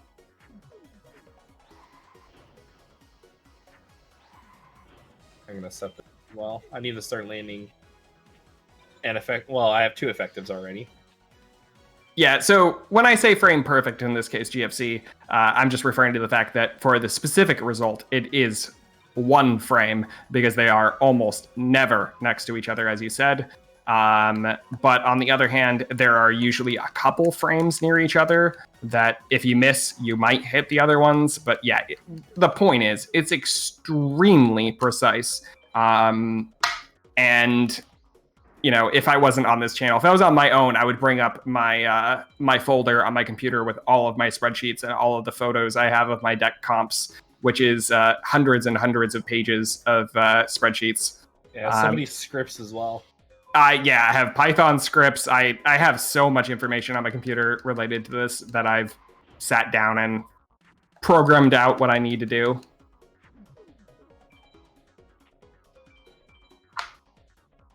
So in terms of what Seto Second drops on E-Tech, he drops a lot of useful stuff, but it's such a wide drop pool that most of us don't even bother A-Teching him a vast majority of the time. But notable cards you can drop are Dark Hole, Raigeki, Crush Card, Spellbinding Circle, a lot of useful Twin-Headed Thunder Dragon equips like Dragon Treasure, Invigoration, Beast Fangs. It's a wide drop pool of what he can drop, but there's a lot of cards that have a higher drop rate than that, which makes it much of a challenge when it comes to A-Teching him. But I'm going to do it for a demonstration. To answer a question in chat, I am going for an S-Tech, yes, or A-Tech in this case. They're essentially the same rate. But the reason why is that we get better magic and traps off of it. The S-POW or A-POW, those are typically for better monsters, but each duelist has their own drop list, and I am currently using Pegasus to try to get better traps and equip cards. In other words, Megamorph. I got a Bright Castle, and I hit every other single magic card that he drops other than Crush Card. I hit every ritual. Magical Labyrinth, Curse of Millennium Shield, Harpy's Feather Duster, all of these cards that are cool but not useful. Yeah, unfortunately. What are you looking for the most right now, Elvin? Triple Megamorph is the only way I'm coming back at this point.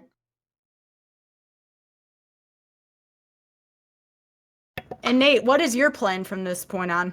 My plan is to probably just blitz through the rest of the game, if I may be honest.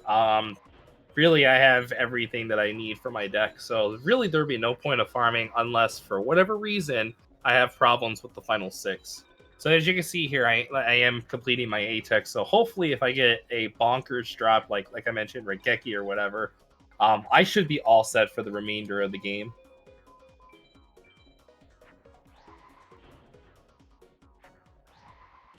All right, next turn I should be finished.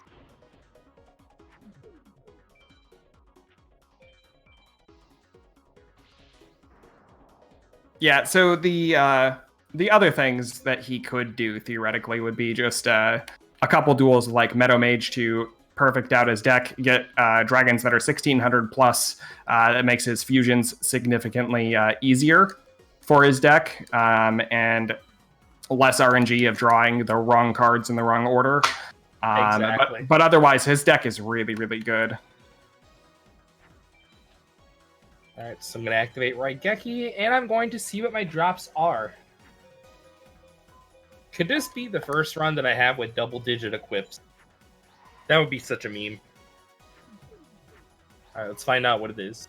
Also, shout-outs in the chat to GFC. GFC is somebody in the community that knows a ton about this game, especially when it comes to manipulation and the like. I've been friends with him for a number of years.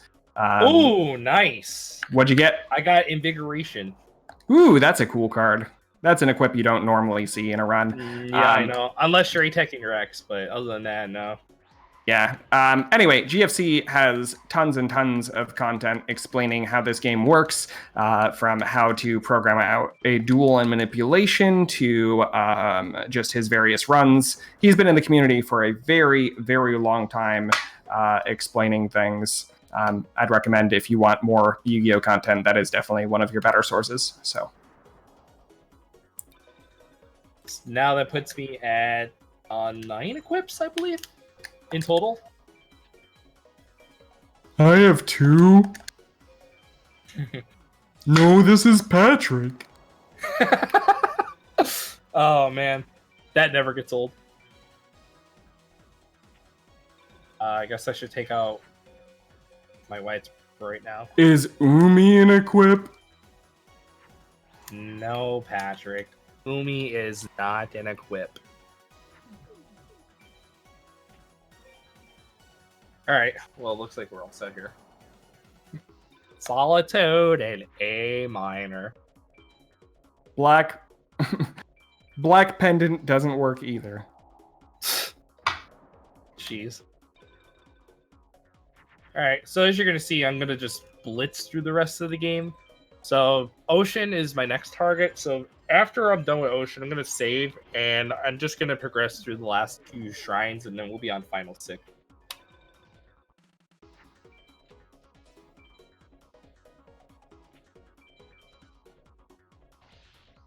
Tornado Wall isn't an equip either. Man.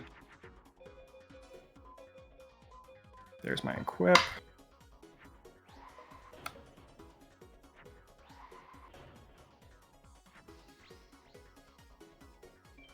Hey, how convenient of you to show up, MBD.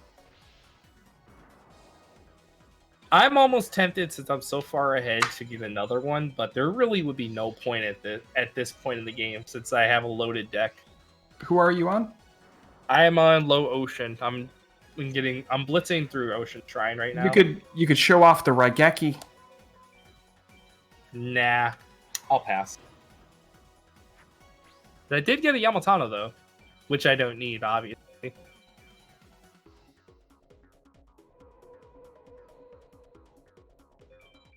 Triple Megamorph, come on.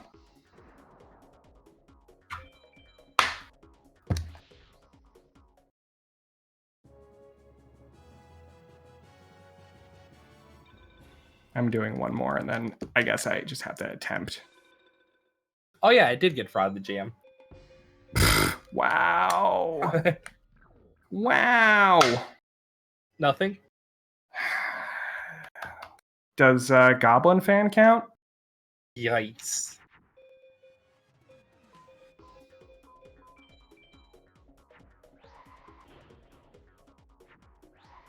There's actually a lot of really cool fusions with traps and magics that are really neat. I think my favorite one is if you take Zone Eater, it's a really, really bad water card that's like 250 attack, and you fuse it with Widespread Ruin, the best trap of the game, you actually get Darkfire Dragon. Another good card that it fuses with is Labyrinth Wall to make Dungeon Worm. I guess the little Zone Eater evolves? I don't know.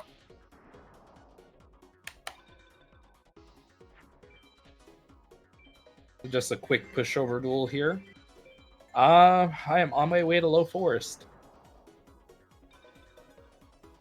I'm pretty sure that the reason why Nate does that sometimes, to answer the question, Vinny, is just because while we're reading chat and things, sometimes we forget exactly what our opponent's at or what the board state is. So we just quickly glance.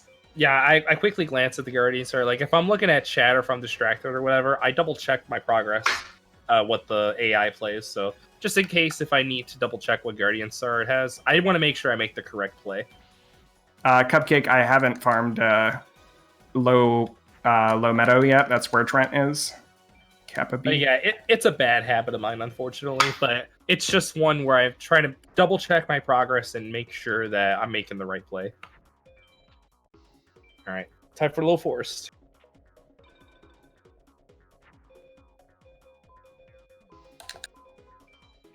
Yeah, the other thing about this game is there are glitch fusions, which is the one that you're referring to there with the Cocoon of Evolution.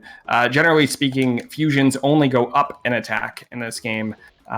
Cocoon of Evolution is an exception to that rule, and that's due to a very complicated programming error.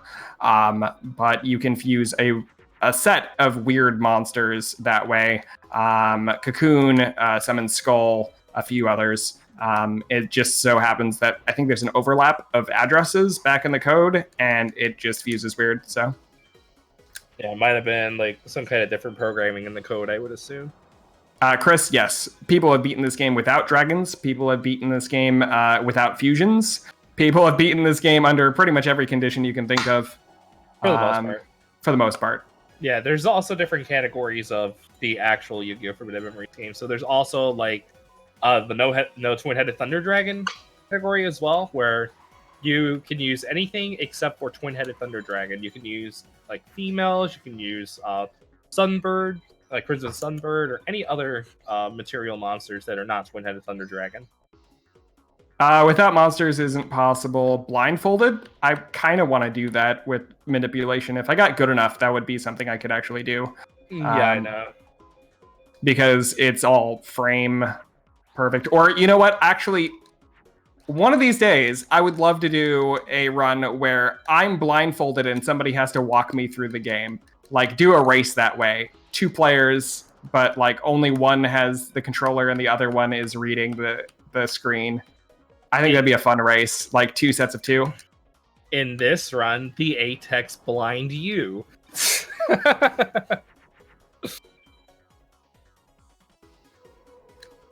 But anyways, as you're gonna see on my side here, I am fighting against High Mage and Abyssius. He is probably in my opinion the second hardest shrine of High Mage in this set of 5.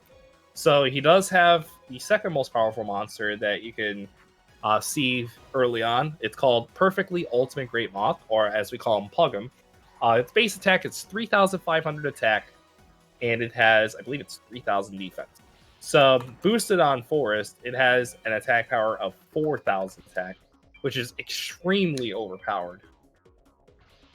GFC, I do remember when Twitch Plays Yu-Gi-Oh! Forbidden Memories was a project, and they kept exiting out of the deck screen and losing progress. Finally got at least one other equip, but I'm so far behind overall. Yeah. Essentially, to answer the question earlier of how far he is ahead of me, like the entire end game, my deck theoretically could beat the game at this point, but the chances of that are very, very low. So as you see now, I got a Javelin Beetle start. I got pretty lucky there because Pug'em is a pretty good chance for the AI to actually start with. So I should have no problem finishing this duel and thus going to the last shrine. Yeah, I think this is going to be my last farm duel of sorts. Otherwise, I'm just so far behind that there's no chance. My deck is significantly worse than his. His has MBD. His has Megamorph. His has, 9 equips? I have 3 equips. Yeah. So I have 3 times the equips, including Megamorph. Do you have 3 widespreads as well? Yes, I have a playset of widespread. Yeah, so he's got so much more than I do, but I have to try to put some pressure on him. But yeah, the likelihood is that he's going to go into the final 6, or final 7, I think. And final 6. Oh, final 6, and just clear it. So.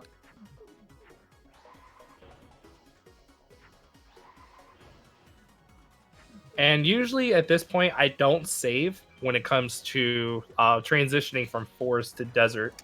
Why? Because we got to save the frames. Noobman, I do not play Yu-Gi-Oh! In real life. I did way back in the day. But after like the first major ban list, I did not enjoy where the game was going. As a kid, I realized that the way that Yu-Gi-Oh! Is structured, the only way to make new cards is add more text to the card, while Magic has a mana system. So I ended up going into Magic and have been there since.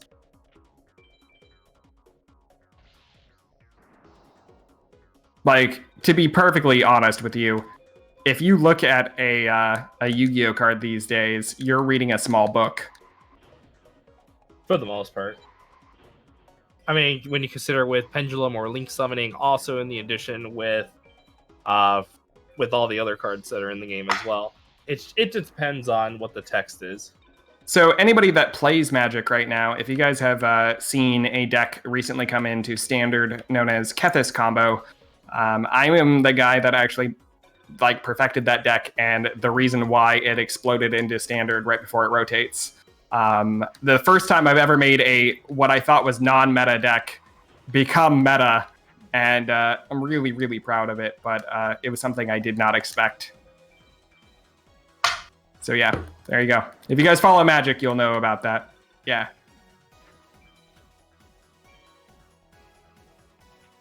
I made a meme deck on stream with my chat, like giving me the basic shell, and then we realized, oh, this deck is actually good. Huh.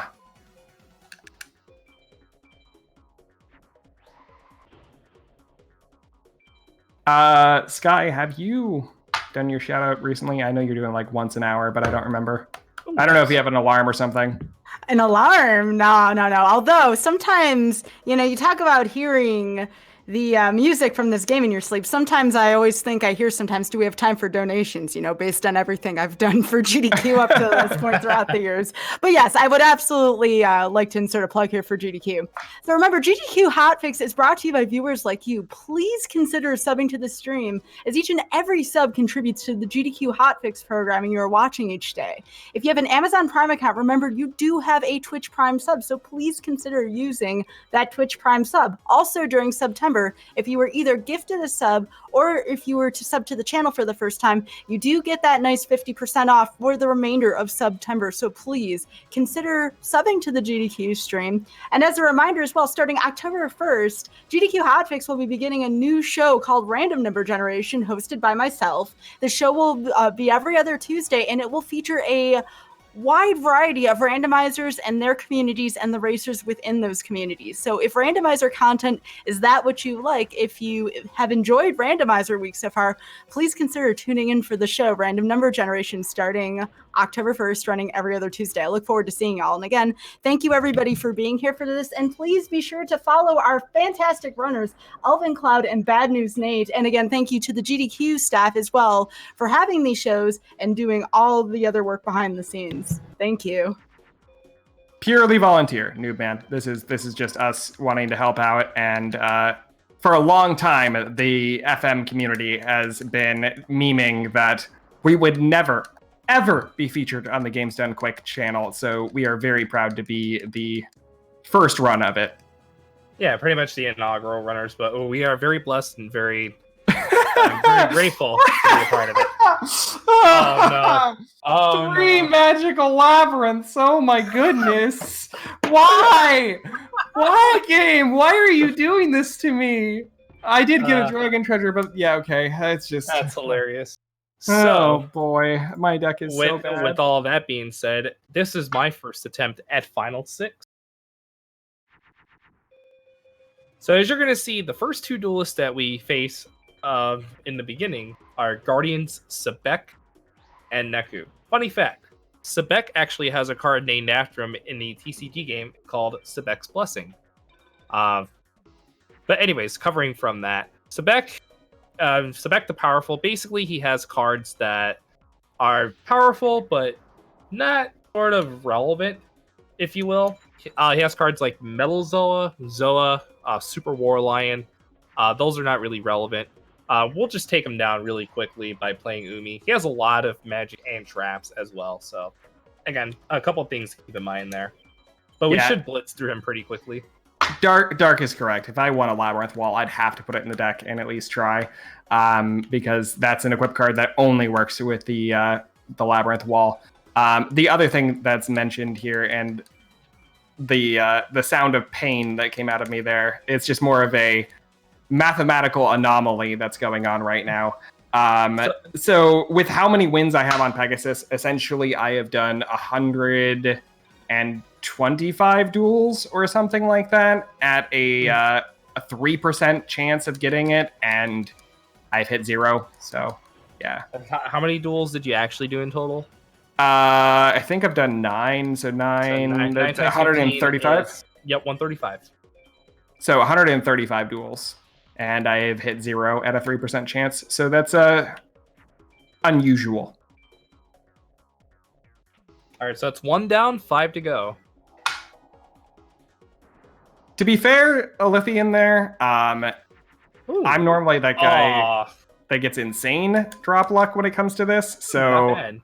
I got 2 Dragon Zombies and a Thunder Dragon. Ooh, not bad. The good news is I'm putting the Thunder Dragon. Bad news is I got a Brachioratus, which is like an 8 on this guy. I'm gonna just simply replace that. with Thunder Dragon. Okay, I'm gonna eliminate the dragon there and just add a Thunder to the counter. Should I game over? I'll reset the counter. I don't know. I don't know the math off the top of my head. I know the formula, but I could calculate out exactly the odds of this happening. But I can tell you right now, the odds of it is pretty low. You have like a 78%, doing the math really rounded in my head, of getting one at that point. So, yeah. So Neku's a pretty easy duel. Neku is the equivalent of the low mages, if you will. So if you try to play a field spell against his field spell, he'll play Yami. Because if he has it, yeah. Yeah, if he has it, which in this case he did. So since I have my MBD out on the field, I should be good to go. Now, coming up next... Oh, sorry, go ahead. I was just going to say, Gigas, in response to your thing there, it's a very different game than I intend or want to play. I don't think that Yu-Gi-Oh! Is necessarily ruined, per se. It's just that it's in a state where it's not very enjoyable to a lot of us. Yeah. I mean, Magic's been there, too. There's been definite times I've been in a meta game where I am going, why was this printed? But that's just the nature of card games. Oh, I got you. Is it 98.4? Seriously, Sai? Okay, yeah, I was just trying to do the math in my head, but exponents gets complicated, so. Ooh, nice. I won a Zoa. Not bad. So coming up next is probably, in my opinion, one of the most annoying duels in the final 6, if you will. Haishin second. If you don't draw the proper cards you need on him quickly, he will just tear you apart. I mean literally tear you apart. What do you think is the most unfair member of the final 6 from both of you? It's kind of a close debate between Haishin second and Seto third. Honestly, I would say it's Haishin second. Haishin second. So just to kind of give an idea to chat about it, so each of the duelists have their own general AI on how they want to play. While Seto third can just absolutely out of nowhere play a Blue Eyes White Dragon and make your life a nightmare, Haishin just doesn't mess around. There is no coming back a lot of the time against Haishin second. He'll just start wailing on you with magic and traps and just make your life absolutely painful. So while technically Seto is the harder duelist, quote unquote, you just don't have anywhere near the time to come back in a duel against Haishin. So I think he's worse. I am having one of those big moments that I'm deciding, should I play Umi or no? You're against Haishin? Yeah. Is it turn 1 or turn 2? It's turn 1. Turn 1 is always a bad idea. Turn 2 is an okay idea. Yeah, actually, I was face down would be comparable. The odds of him playing the Harpy's Feather Duster is pretty high, but it depends on if you need it or not. That's what I'm doing. All right, he had Feather Duster. All right, if I could draw a filler piece, we win. To answer something in chat that I did see earlier, I made a mistake on my last ATEC and did not do something. I must have mistracked something. So that's why I'm doing one more. And set rotation would probably be the best way to fix an issue like that. I find that in a lot of card games, a set rotation is just a best way to balance a meta game. I mean, just look at Magic. The hardest duelist, and why is it Nightmare? Arius would say Dark Knight. Yeah, we agree on that one. It would definitely be Dark Knight. Also, Haishin started with Metal Zoa. Nightmare is the final duelist of the game, and I think that he is one of the hardest just because if you lose, you have to do everything over, and he's at the very end. Not to mention, he doesn't have any magic or traps, so there is no comeback technique. It is draw or die. So, no, he's on the final 6, Ezra. I got significantly worse luck.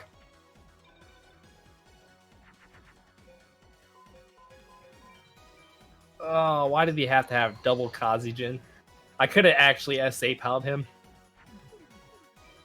Oh, look at that hand. Triple widespread with an MBD draw. Let's go. No, Elfins, there is not. All right, so the next duel is arguably another hard duel, probably the second hardest in my opinion. Some people will say it's the hardest, and he's very unfair. Seto third is the next.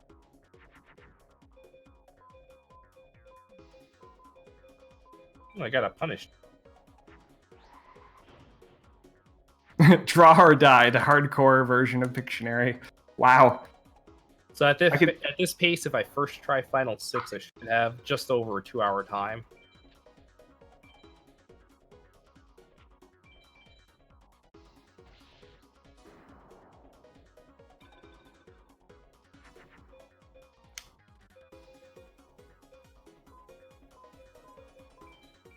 So to answer that, Guido, the Guardian Stars are just like a paper, rock, scissors attack bonus sort of thing. If you are in combat with a sign that you have advantage on, your attack and defense is increased by 500 for that combat. It's like a Pokemon typing system, if you will, like Thunder beats Water, etc., etc. It gives you another way to combat your opponent. The other thing that's worth mentioning is, hold on, sorry, I need to do math. Is that going to kill him? That's 33. No, very close though. Let's see what the first card is. Yeah. And fusions are all monster type based. Ooh, I got easy mode, Seto third. I got MBD. Ooh, that is really good. Oh, I drew the draw right there. I drew twin-headed with double equip. I might have a chance to SA POW him because I have Raigeki sitting comfortably in my hand. Colored artifacts are the new normal, though, to answer something in chat. Like, yes, they've been around before, but that's the best way to balance them. Well, I have an ultimate killer. We got him. 4,800 twin-headed.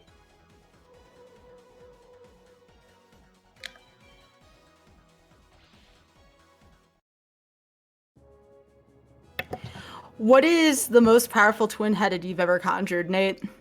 Double.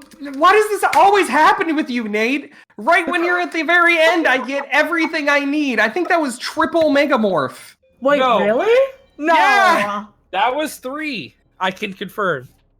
Wow, I've rarely seen that a handful of times. It is very, very common between Nate and I when it comes to races that I just get nothing, and right when he's about to win the game, then I get every drop I need. It's I don't understand it.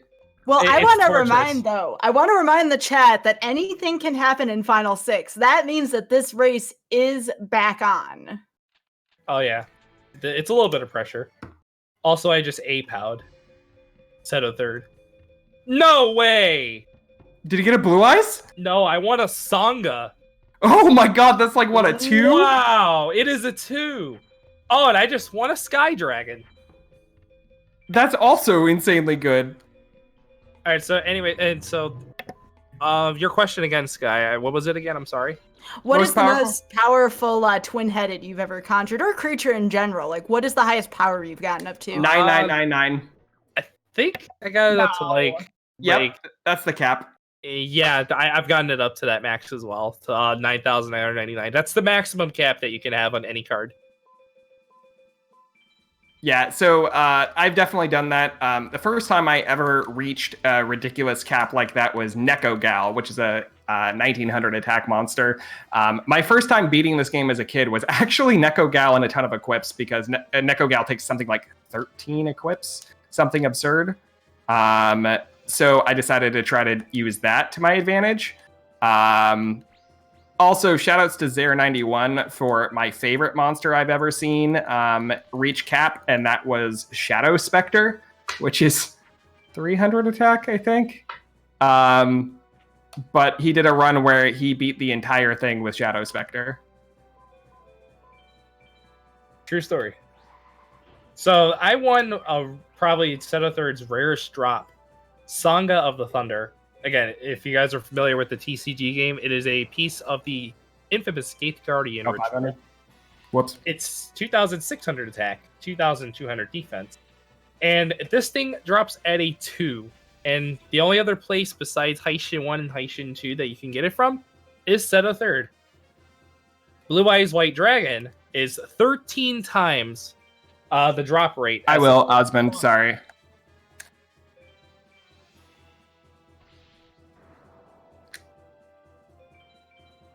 What the heck? I'll play widespread. So I'm sitting very comfortably here.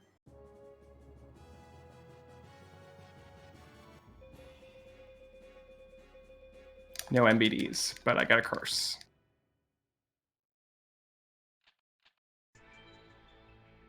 Oof. One of the times I didn't want to see widespread, I saw widespread. Thankfully, I didn't use the equip. That could have been disastrous. That's another trap.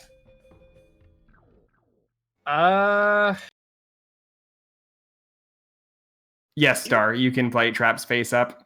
You know what? I want to check something here. I'm just going to play Blackland and attack. Okay, no widespread this time. So I'm kind of afraid what other traps. So in reference, Dark Knight has just about any trap that you can imagine. He's got widespread ruin. He's got reverse trap. He's got bad reaction to Smochi, and he's got Goblin Fan. Oof. Yeah, this is not a comfortable draw, but I'm gonna go for it with the equips and see what he 32, plays next. 37. Oh man, I am one equip short. Yikes. That's 32, 37 plus 500 is 42. I'm 50 nice. points short.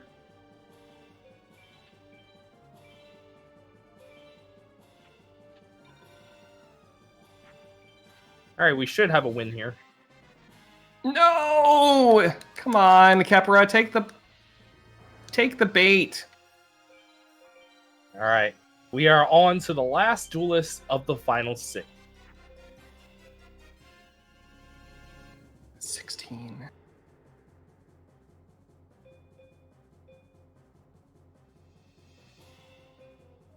$36. 41, still short. All right, that's that.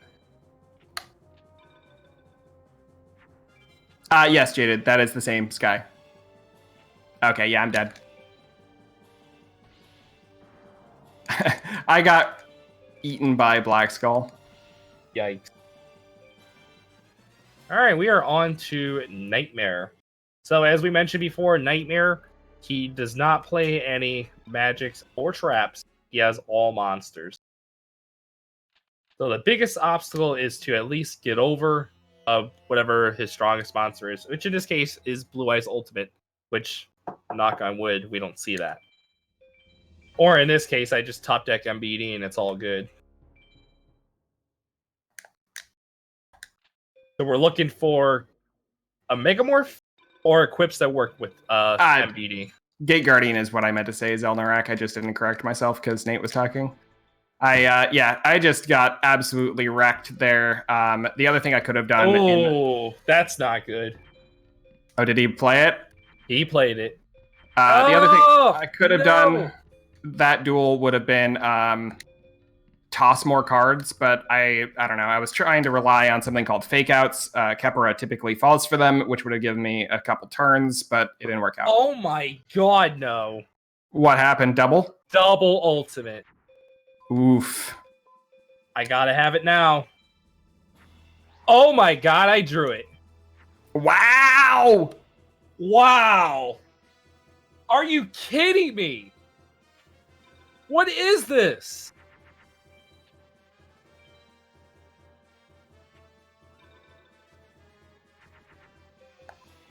Nice, Nate. GG. GG. It's not over yet, though. We have to play this out.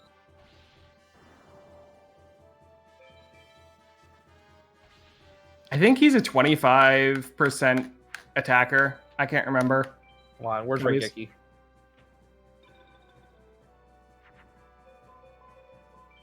You know what? I feel bad for Elvin. I got triple Megamorph at the end. I didn't have the deck to get there until just now. So Don't feel bad, Nate. Both of you have been playing really well. It's all comes down to who gets the equips first. And in this case, if Elvin would have gotten that triple Megamorph really early, I mean, that would have been close to world record had we seen that pack just a little earlier. Yeah, for sure. So I'm intentionally keeping my monster in attack mode, triggering Widespread Ruin. That way I can eliminate one of his ultimates. We should be in the clear. Oh yeah, we're definitely in the clear. It's all over. Hi, Snake. Just to make sure, Nate, is this Nightmare 1 or 2 you're on? This is the last duel, Nightmare. This is the last one. Just let me know on time. Just let me know. I will.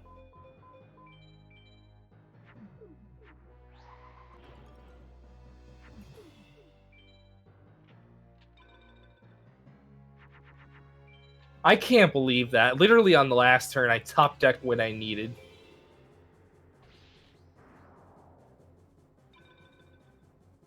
Man, oh man. 28, 33. That's not enough. Is that what I think he just played? Wait, is that 43? Oh, don't tell me that's another one. I think it is.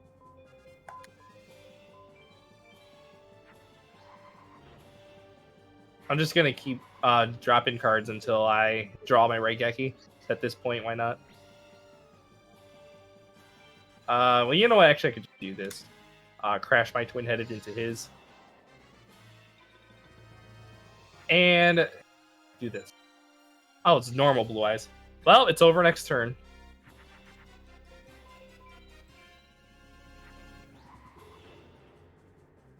All right.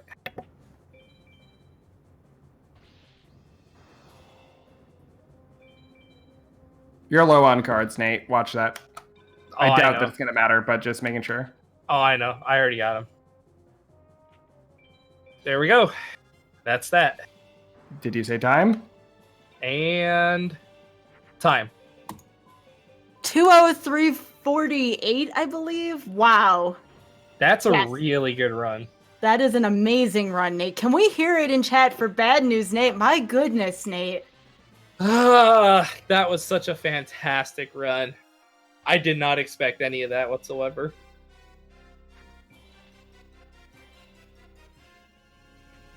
But thank you all for the GGs in chat. Let's show our support for Elvin. Let's root Elvin on. Let's cheer him on through the rest of the game. Yeah, Elvin got triple Megamorph. We're going to see a double finish here. I can definitely blow through the game really quickly with this deck. It just was unfortunate that we had to do 11 duels, 11 or 12, so times 15. Yeah, it was just an unfortunate amount of farming to get even a playable deck at that point. So, in reference as well, my attempt was first try final 6.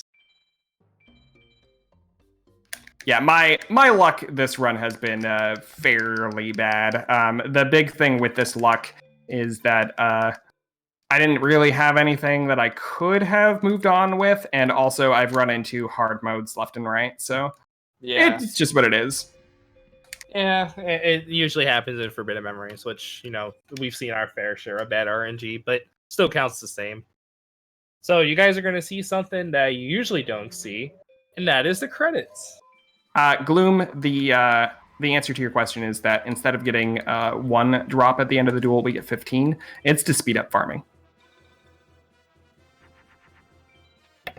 Yeah, Elvin, you got this. Go for it.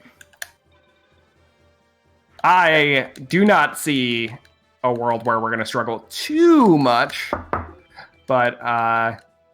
Definitely knock on wood. The big problem was just earlier I didn't have a deck that could compete, so I'm sorry, go ahead. Do you want to know what's better than 1 set of credits? 2 sets of credits. 2 sets of credits. Oh, yeah. Yes. Come on, Elvin. That day, looks like the ruins.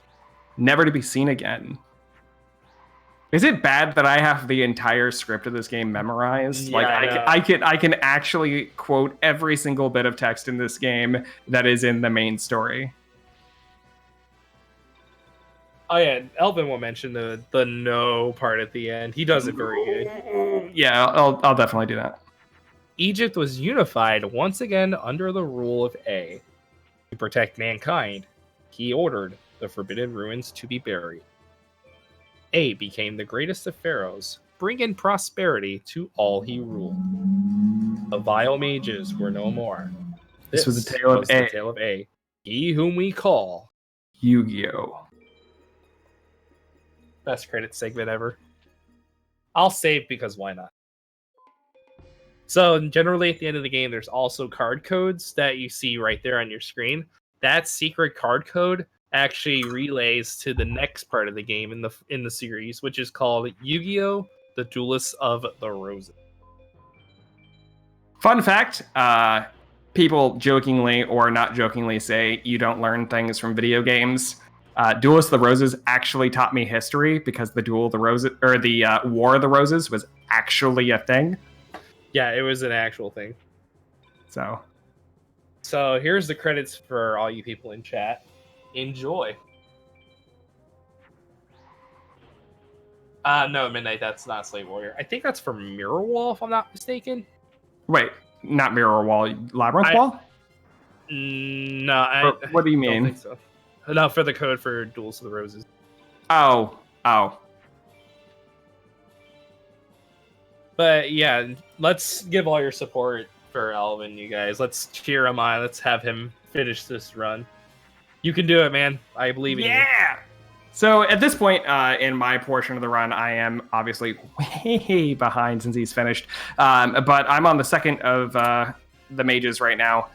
So you have to defeat all of the mages along the way in order to get to the final 6 or 7. I'm probably going to skip Seto 2, which means I have one more duelist at the end of the game, but it's slightly faster. Which means I have to go save Taya to go to the end of the game, so you'll see a slightly different end game.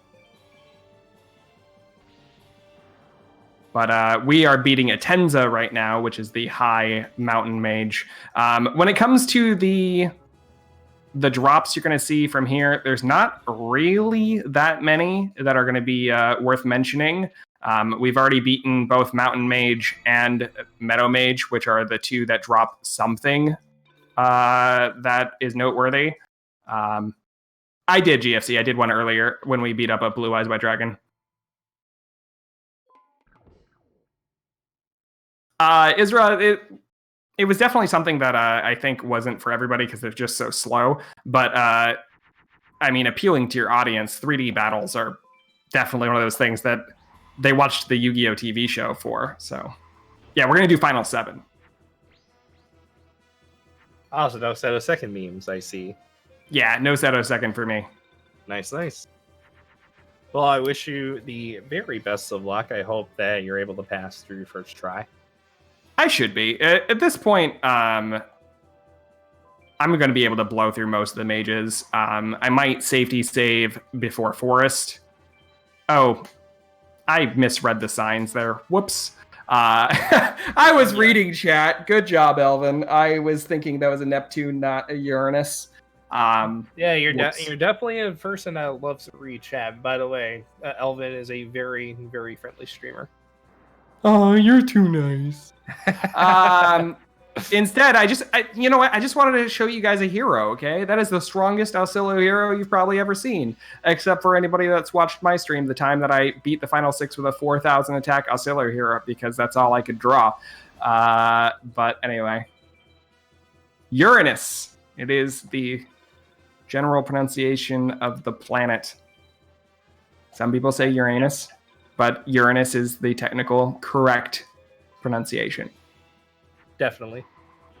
And as you can see, once the credits are finished, you are stuck with this Konami Computer Entertainment Japan screen, thus signaling the end of the run. Yes, Pac. The task controls RNG. Pretty much every task you'll see will have RNG manipulation of some kind.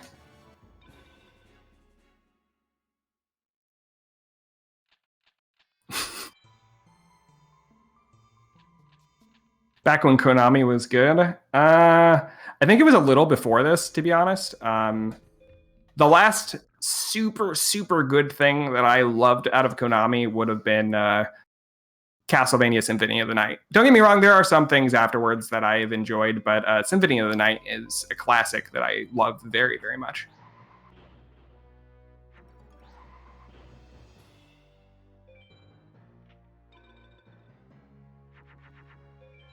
I don't know. Konami does make good rhythm games. I'll give you that, I guess. I mean, back when Metal Gear Solid was good as well, you know, that was a good time. I'm going to be a sinner in this chat right now. I have never been able to get into a Metal Gear Solid game. The controls just annoy me. Yeah, I mean, I only played the first Metal Gear Solid, but even then, I never looked anywhere outside of the franchise. So I recognize its influence on the franchise, and I recognize why people would enjoy it, but the controls annoy me so much. oh yeah. Like, it's not even just tank controls, they're just clunky. Also, stealth games annoyed me until just recently. For the most part, stealth games are just not my cup of tea. Akahiron? Okay, nothing really that interesting.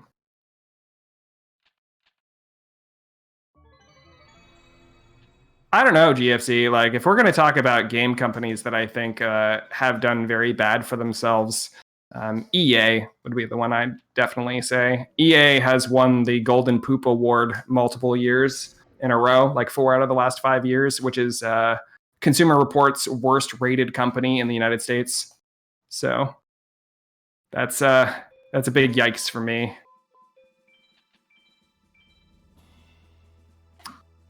Risk of Rain 2 is pretty good, Actino. I haven't been playing it recently, but I know that a new update just came out.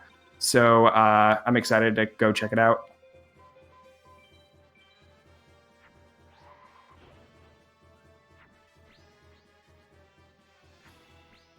The other one was Comcast Derp. Comcast stole it 1 year.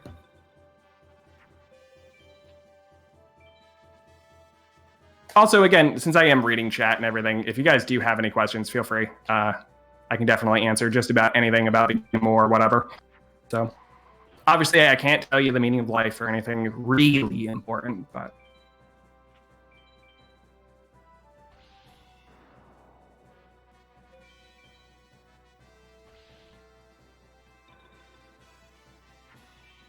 I heard the loader is really cool. I remember him from Risk of Rain 1, so I'm excited to check him out. I'll probably check him out sometime soon. And I know there's a lot of you guys that watch me on the regular in the chat. Sorry I haven't been around lately. Life stuff is busy, but I definitely agreed to do this, and this is a big event that I really wanted to do. So you'll see me again soon as best as I can. All right, so we're on to Desert Mage. Akahiron? No, what is the... I always forget what High Desert Mage is called. Martise, yeah. Yeah, Martise has a really, really low chance of dropping 1 card. That's about the only thing that would be interesting at the end game here, in my opinion. And that is a Sword Stalker. But otherwise, he's a pushover. Why am I such a disappointment? You aren't. You're just being too harsh on yourself. I do the same thing. Breathe. Yeah, the only other card that Elvin's looking for from Martise is Zoa. Zoa is a low drop rate. I think it's like a 12, I want to say. It's 2600 attack, and it's very beneficial against the first 3 duelists in the final 6, or final 7 in this case. And with my equips, he would also be very strong with the triple megamorph. He has beneficial signs, so... And it's square, yep. Josh, not circle. And to be technically correct, you know, never mind. I was going to make a joke that X is cross, but I don't remember exactly how I was going to make the joke, so I'm just going to let it go. There's somebody named Mako Poisoning in chat, and it just makes me smile that everybody doesn't know the origin of my name. They think it's something else, but my first D&D character was going to be based off of an elven version of Cloud Strife, so I just thought it was relevant. I thought it was 11 Cloud. Yeah, nope. Nope. I got you. I see there, Sky. Good meme. Could You're downgrade poking him the from bear. We're about wholesome memes here. Mm-hmm. could downgrade him from 11 Cloud to Cloud 9. Wow. Mako, the funny thing is Mako and Mako are both pronounced that way in the Final Fantasy universe. It's generally Mako, but Mako has been pronounced that way in the Advent Children movie. So technically both are correct, but yeah, I totally get it. I'm one of those people that like to pronounce everything I can to the best of my ability correctly, but I recognize that sometimes it's just an evolution of language, like artificer instead of artificer. But anyway. So how many shrines do you have left? This is my last one. I safety saved there because for anybody that doesn't know, the High Forest Mage and Odysseus can be absolutely difficult. What are these hands, game? But I decided to not lose any progress. So Forest can be difficult because of the perfectly ultimate Great Moth that can exist within there. And if that field is active, it's just that much worse. I believe it gets up to what, 4,000? Yep, that's With the before field. equips. And usually with equips, it's like very, very fierce. there is a sequel to this game that would be Duelist of the Roses. It's all right. It's a board game version of the game, which is interesting. It doesn't keep quite the same fusion system, but it's a much shorter speedrun. The speedrun is very, very short. Both sides are less than an hour now, I think. The fastest time I know of, it was less than an hour. My PB personally is an hour and 9 minutes. Mine's an hour and 23. I don't think I ever submitted it to the leaderboards, though. But that's just because I used to run it, and I know that's not even really a competitive time. Gavin's a monster. He dominates that game. Mm-hmm. All right, so real quick, we are getting questions about fusions again. So the best way to describe it is if you've played the first version of actual Yu-Gi-Oh! There was a card called Polymerization. It told you on the card what you could fuse, and you had to have that extra spell card to fuse it together. Now, in Forbidden Memory, since this is the alpha version of the game, you do not need polymerization to fuse two creatures together. However, you need to know what creatures fuse together, and the only way to do that was back in the day, before we had internet, trial and error, which was one of the ways. Or nowadays, there is a list of fusions on the internet that you can look up. Yeah, so in this case, it's based off of monster type with the exception of a couple glitched fusions. You'll see that... that hand is really, really bad. So generally based on monster types and attack points, you can see whether or not a monster follows the flow chart. In this case, you're going to see a lot of dragon fusions because that's what's good here. But there are other fusions like beasts plus cards with fire in them, whether it's a pyro directly or a card that has fire on it, like Fire Reaper. It's a zombie, but it has fire on it. Jeez, game.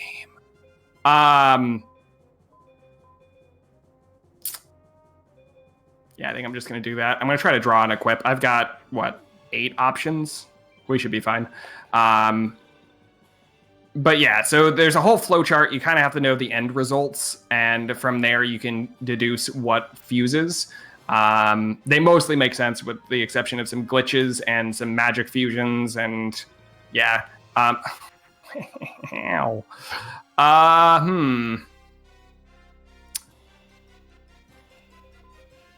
All right, so you're going to see me purposely throw out a monster that's weaker here to just try to draw the other cards I need. I'm going to intentionally kill Flame Cerebus here, which, by the way, is misspelled. But there are tons of lists online.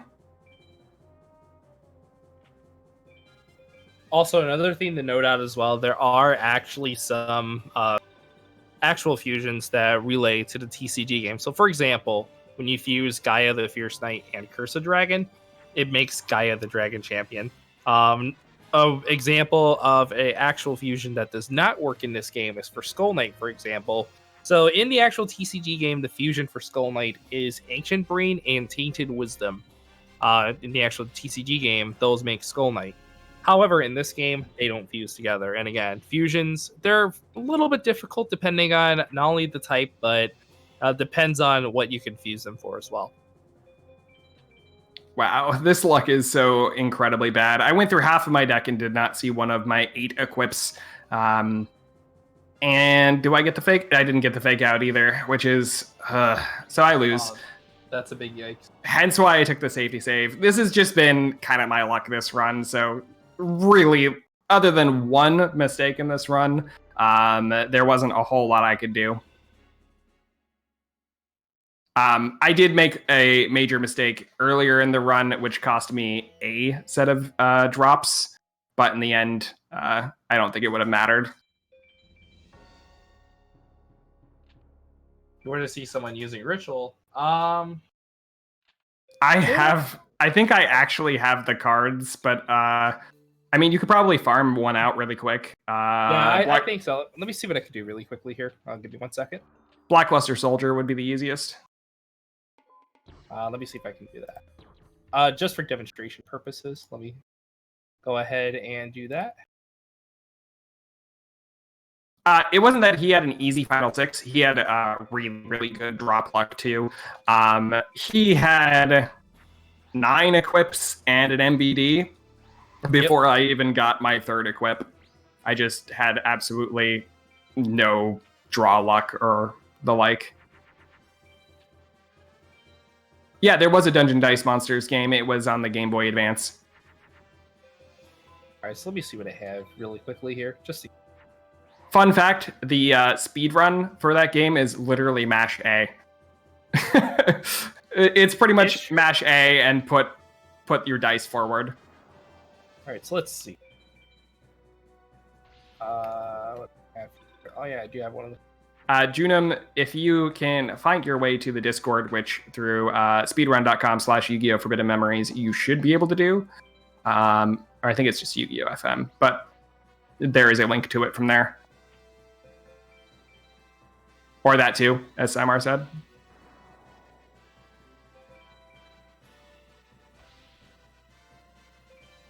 These draws have been really bad, but that's okay. We're going to get through this.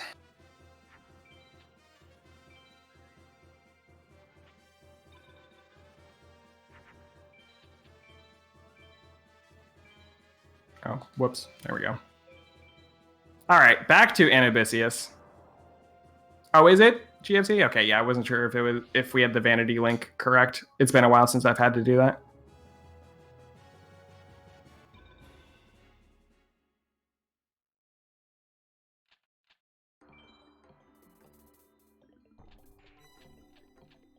Oh, Zedbud just permitted you, GFC. There you go.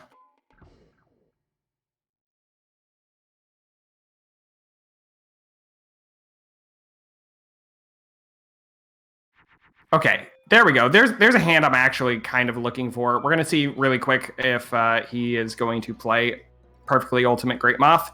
If so, then I need another equip. If not, I can just make the twin-headed and go from there.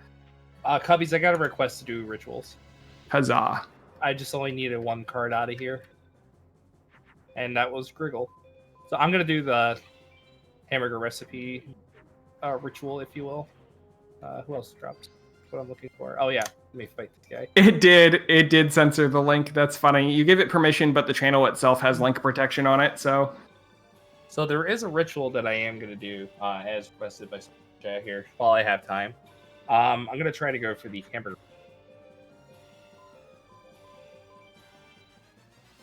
Good old hungry hamburger. Yeah, oh yeah. I always find Blackluster Ritual is the easiest one to do on a whim. It really is. Oh yeah, by the way, I got to keep my Sanga after the final 6. Which is a nice Hundo meme. Yeah, whenever we do 100%, there are a lot of rituals we have to complete just to have them in our library, which is a feature on the menu there. So if you ever watch a 100% run, which are very, very long, at the end you'll see lots of monsters that you normally wouldn't see because they're just not worth fusing other than for Hundo. Our terminology of Hundo is 100%. The mod for this soul is much shorter because we are farming at like 15 times the speed. Pretty much. Ooh, I got a Tripwire Beast. That's not bad. Although I already have enough Thunders. Whoops. All right, so we are on to the final 7 finally, after a good section of bad luck. I wish you good luck. Thank you. Premise of this game really quickly here, Swiffer, as we're going to the very end. Ancient Pharaoh has his kingdom taken over by an evil villain named Henshin or Haishin, depending on the version. For this, it's Haishin.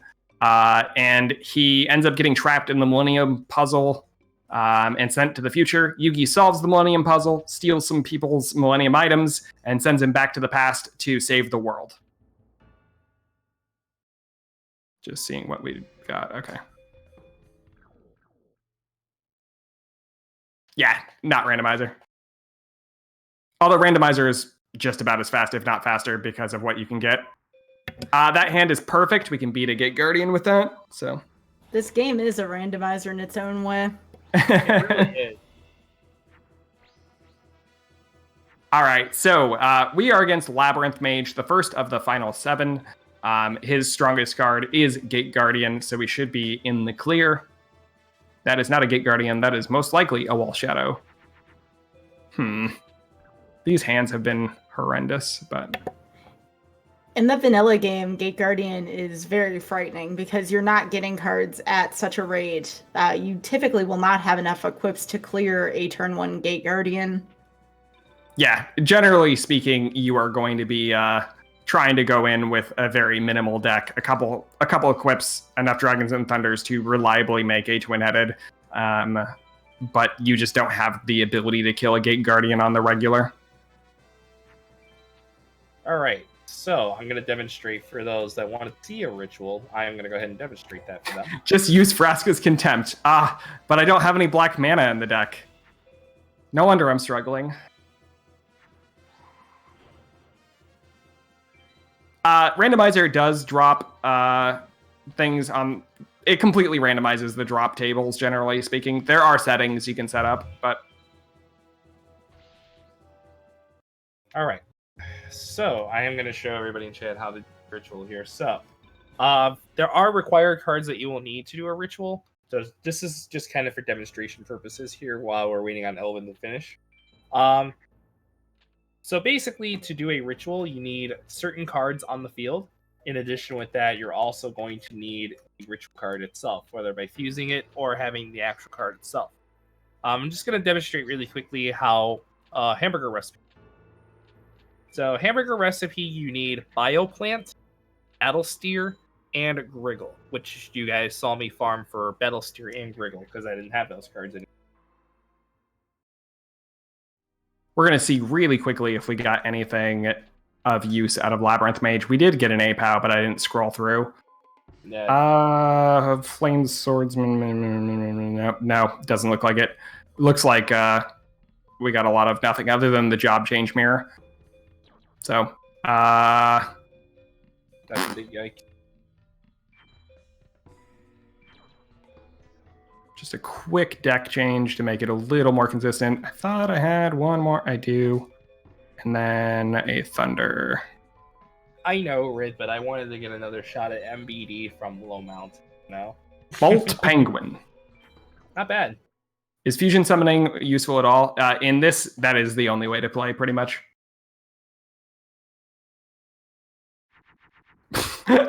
Anybody that has been playing this game for a long time, can you explain these hands I've been drawing? Because they've been horrendous. There's a good chance that we're going to just struggle here. Okay, at least that's a wall.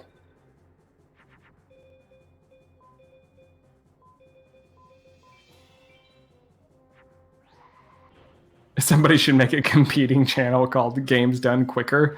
No, just no.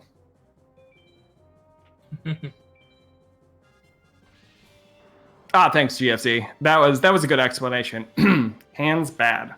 Thanks.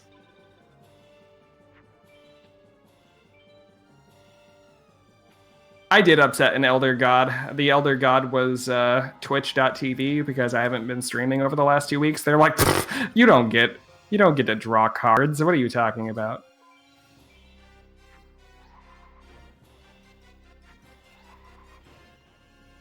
Is this game good? I think the answer is no. Is it a fun speed run? Sometimes. Yeah, really. Is it a fun one to watch? Yes. Experience the pain yourself?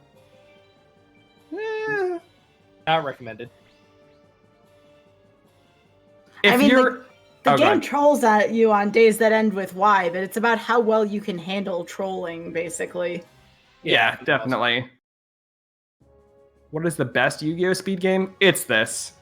I mean, for consistency, there are definitely other ones. Duelist of the Roses is pretty consistent when it comes to that sort of thing. There's also a bunch of the...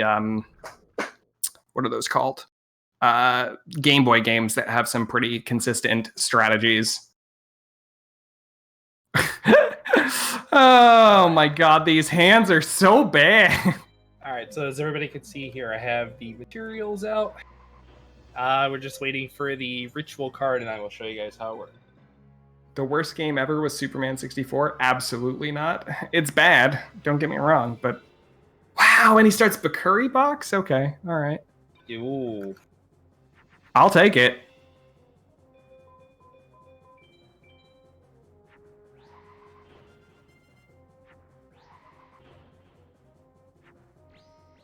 Oh, Sage, you're talking about Falsebound Kingdom.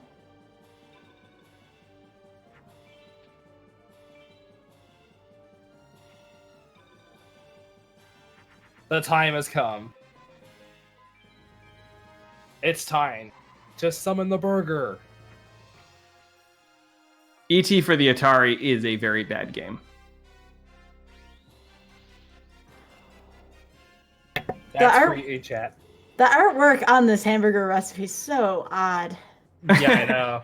Are you doing a 3D battle with it? Because if you're not, I'm ashamed of you. Yeah, I'll do one. Okay, because Hungry Burger has some great attack animations. I'm gonna do the one that's in Moon, and then I'll do the one in Mars afterwards. The Mars one is also really good. This is for you, chat.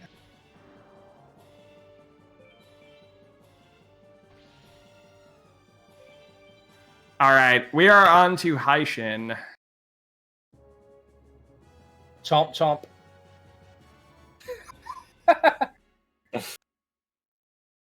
Nom nom nom nom nom. I have no words for that burger animation. I know, right?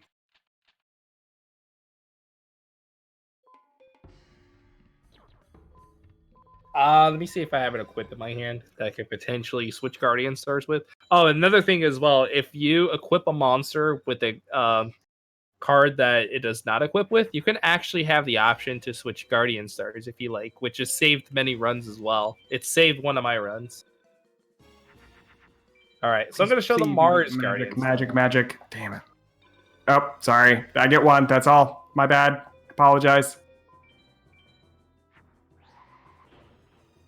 Dang it, Nappa. So just for you, chat, 2 attacks for the price of 1. All right, there is a 50-50 chance of that being a widespread ruin, so I'm not attacking. Oh, jeez. Hungry Burger used Tackle. A critical hit. It was a widespread, and that should be a Gate Guardian, and we're in the clear. Haishin is down. We are on to the final 3. Yeah, there are no words for that attack. Actually, I'm going to do exact lethal to win it. My favorite attack in the game by far, okay, one of them is Labyrinth Wall. Labyrinth Wall has attacks, which is great. Also, Tatsunega Shigo, whatever that is, the fish thing, actually has some pretty good attacks. 1350 attack, 1600 defense. Seems good.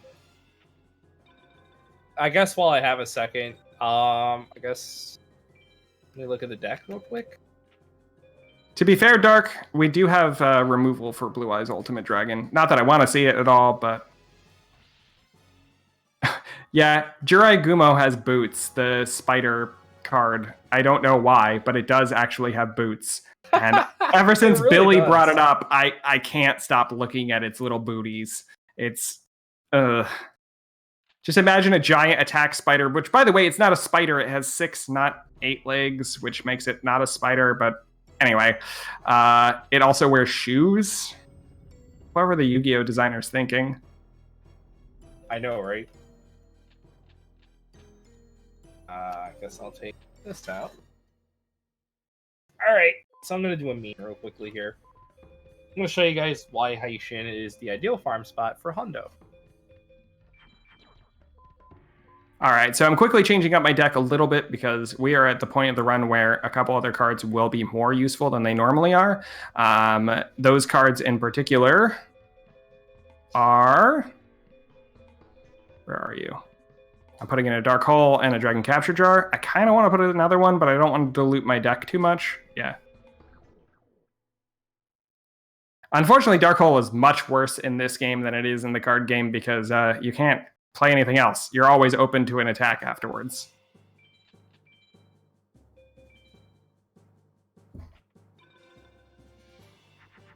Oh, wow. He did not play Harvey's Feather Duster. That's a first. Yeah, because that's, I think it's his highest thing to have in the deck. I want to say is like Harvey's Feather Duster.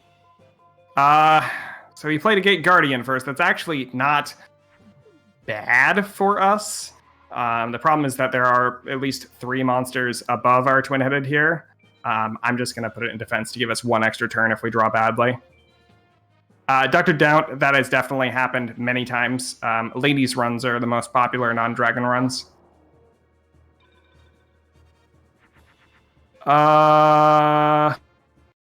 9, 29, 34, but you don't have Neptune, do you? No, you don't.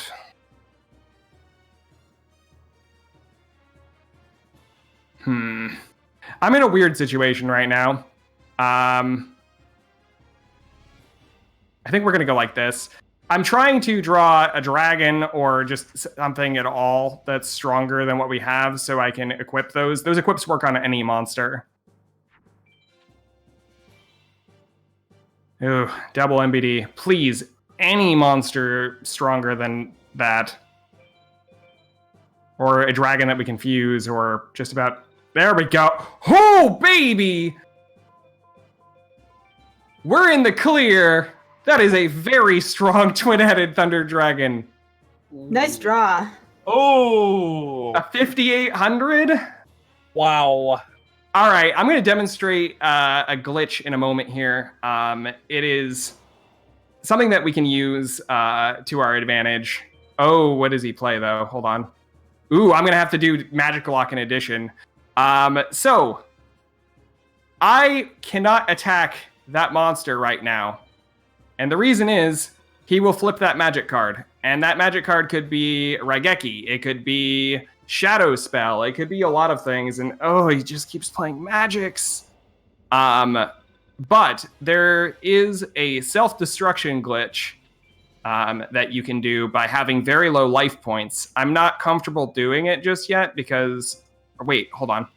Let me do the math. That's 14, 24... That's about right. Okay. So I'm going to purposely do damage to myself. If I have low enough life points, he will attack his monster into mine, which will allow me to actually take control of the duel.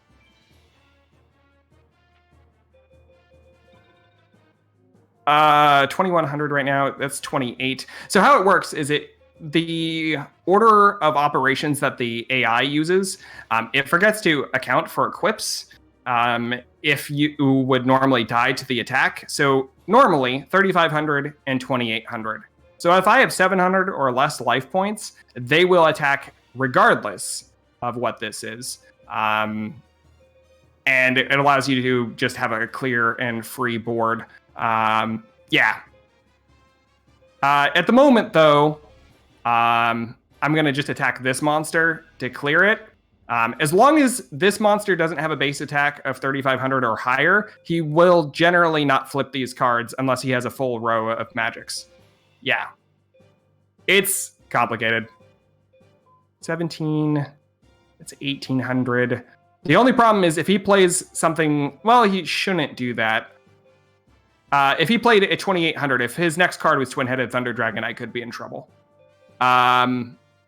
So 17, that do 1800 to me? Okay.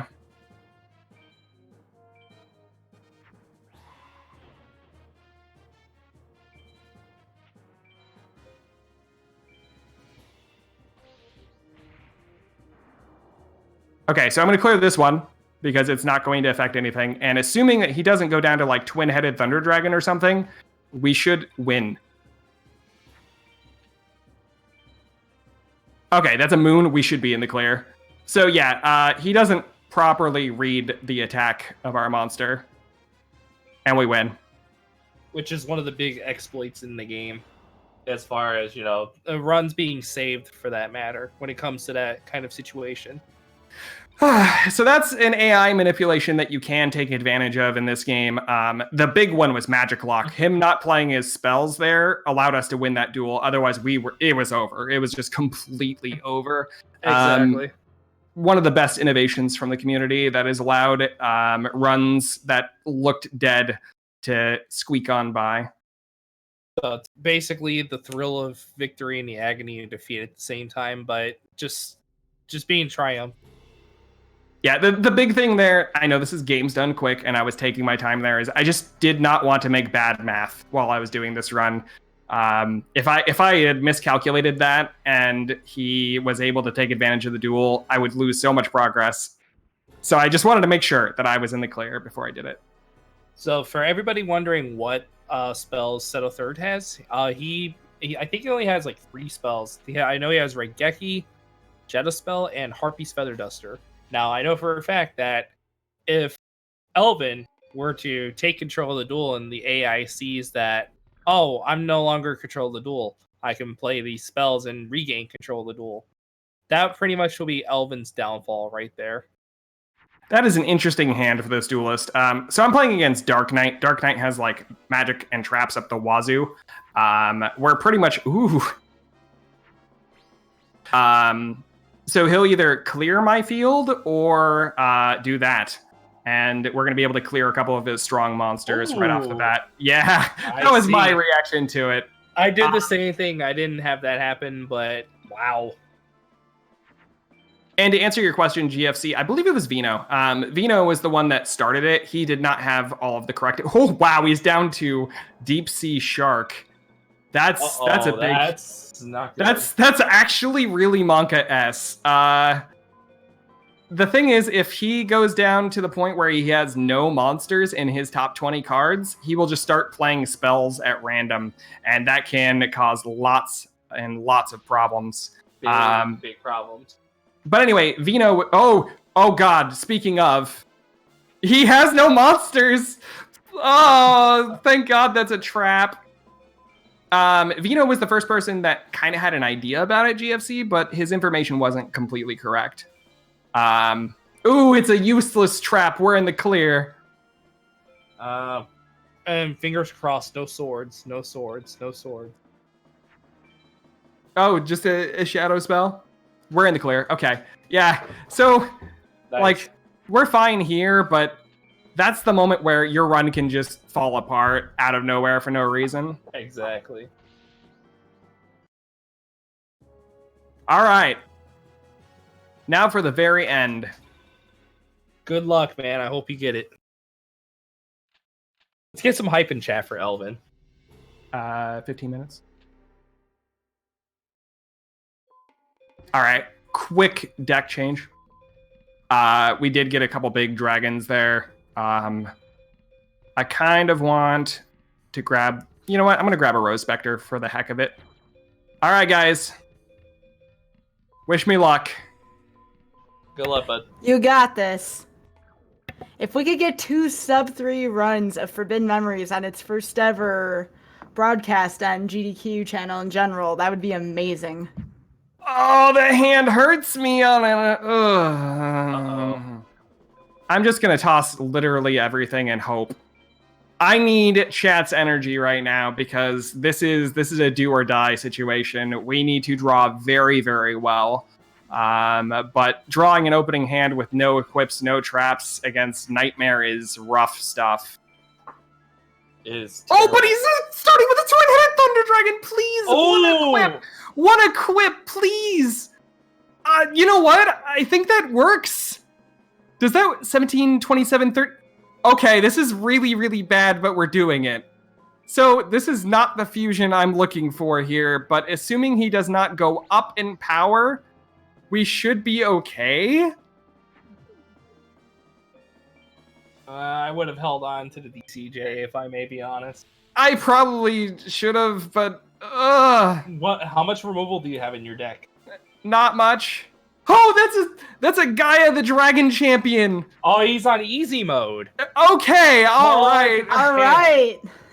Assuming that nothing goes bad here, we win. It can happen. He can top deck, which will ruin it, but it is unlikely. This is the last turn. Please Please, game. Please game. And is it? It's another Gaia the Dragon champion. We are in there. That is Yu-Gi-Oh! Forbidden Memories. All right, let me know when time is, Alvin. All right, so one strike away. And we got to see the card.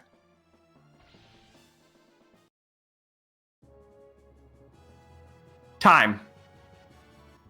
2:47:50, the first ever Forbidden Memories race. Both had people in sub 3 hours, and we got double credits. That's incredible. We get a round of applause for both of our runners. And also, please follow both Elvin Cloud and Bad News Nate if you haven't already. Both amazing Yu-Gi-Oh! Forbidden Memories runners. Yeah, so quick thing there. Shout outs to Nate for the race, obviously. I really appreciate it. And thank you guys for taking the time to, show the end of mine, because it just was a pure luck thing tonight, other than the one mistake. And I got to show some really cool tech on the run all the same. Runs don't get better than that generally.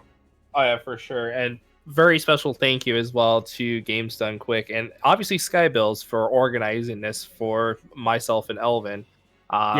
We never thought we would get Forbidden Memories at any point on the GDQ channel, but for me and Elvin to be a part of this inaugural event, truly it's a blessing in disguise. And I'm very grateful.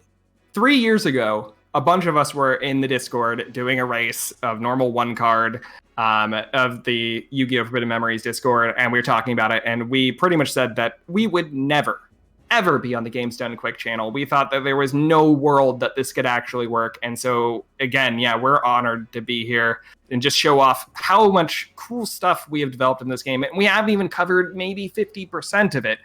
RNG manipulation is a wild and cool category that we are perfecting every day, and if you guys ever want to see more, just go to the Discord, follow a bunch of us. We mess around with this game all the time, and there's so much cool stuff.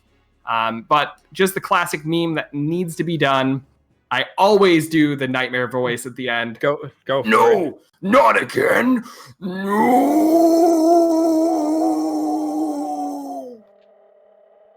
His pronoun is definitely no. So many O's. Anyways, real quick here before we close up, remember everybody that AGDQ, speaking of AGDQ, registration opens October 7th. You will want to be there promptly on time. If you want to know more about accommodations for awesome Games Done Quick, please go to GamesDoneQuick.com. Also, be sure to tune in tomorrow for a Zelda-themed randomizer week starting at 7 p.m. And starting October 1st, GDQ HOTFIX will be beginning a new show called Random Number Generation, hosted by myself, Skybills. The show will be every other Tuesday, and we're going to be featuring a variety of randomizers and their communities. So if that interests you, please, again, tune in, folks. I'm looking forward to seeing all y'all. And with that, I think we're going to be finished. So again, please give the GDQ channel a follow. Please give Elvin Cloud and Bad News Nate a follow. And with that, thank you very much, folks. We will see you tomorrow evening for a Zelda-themed randomizer night. Thank you very much, and have a good night.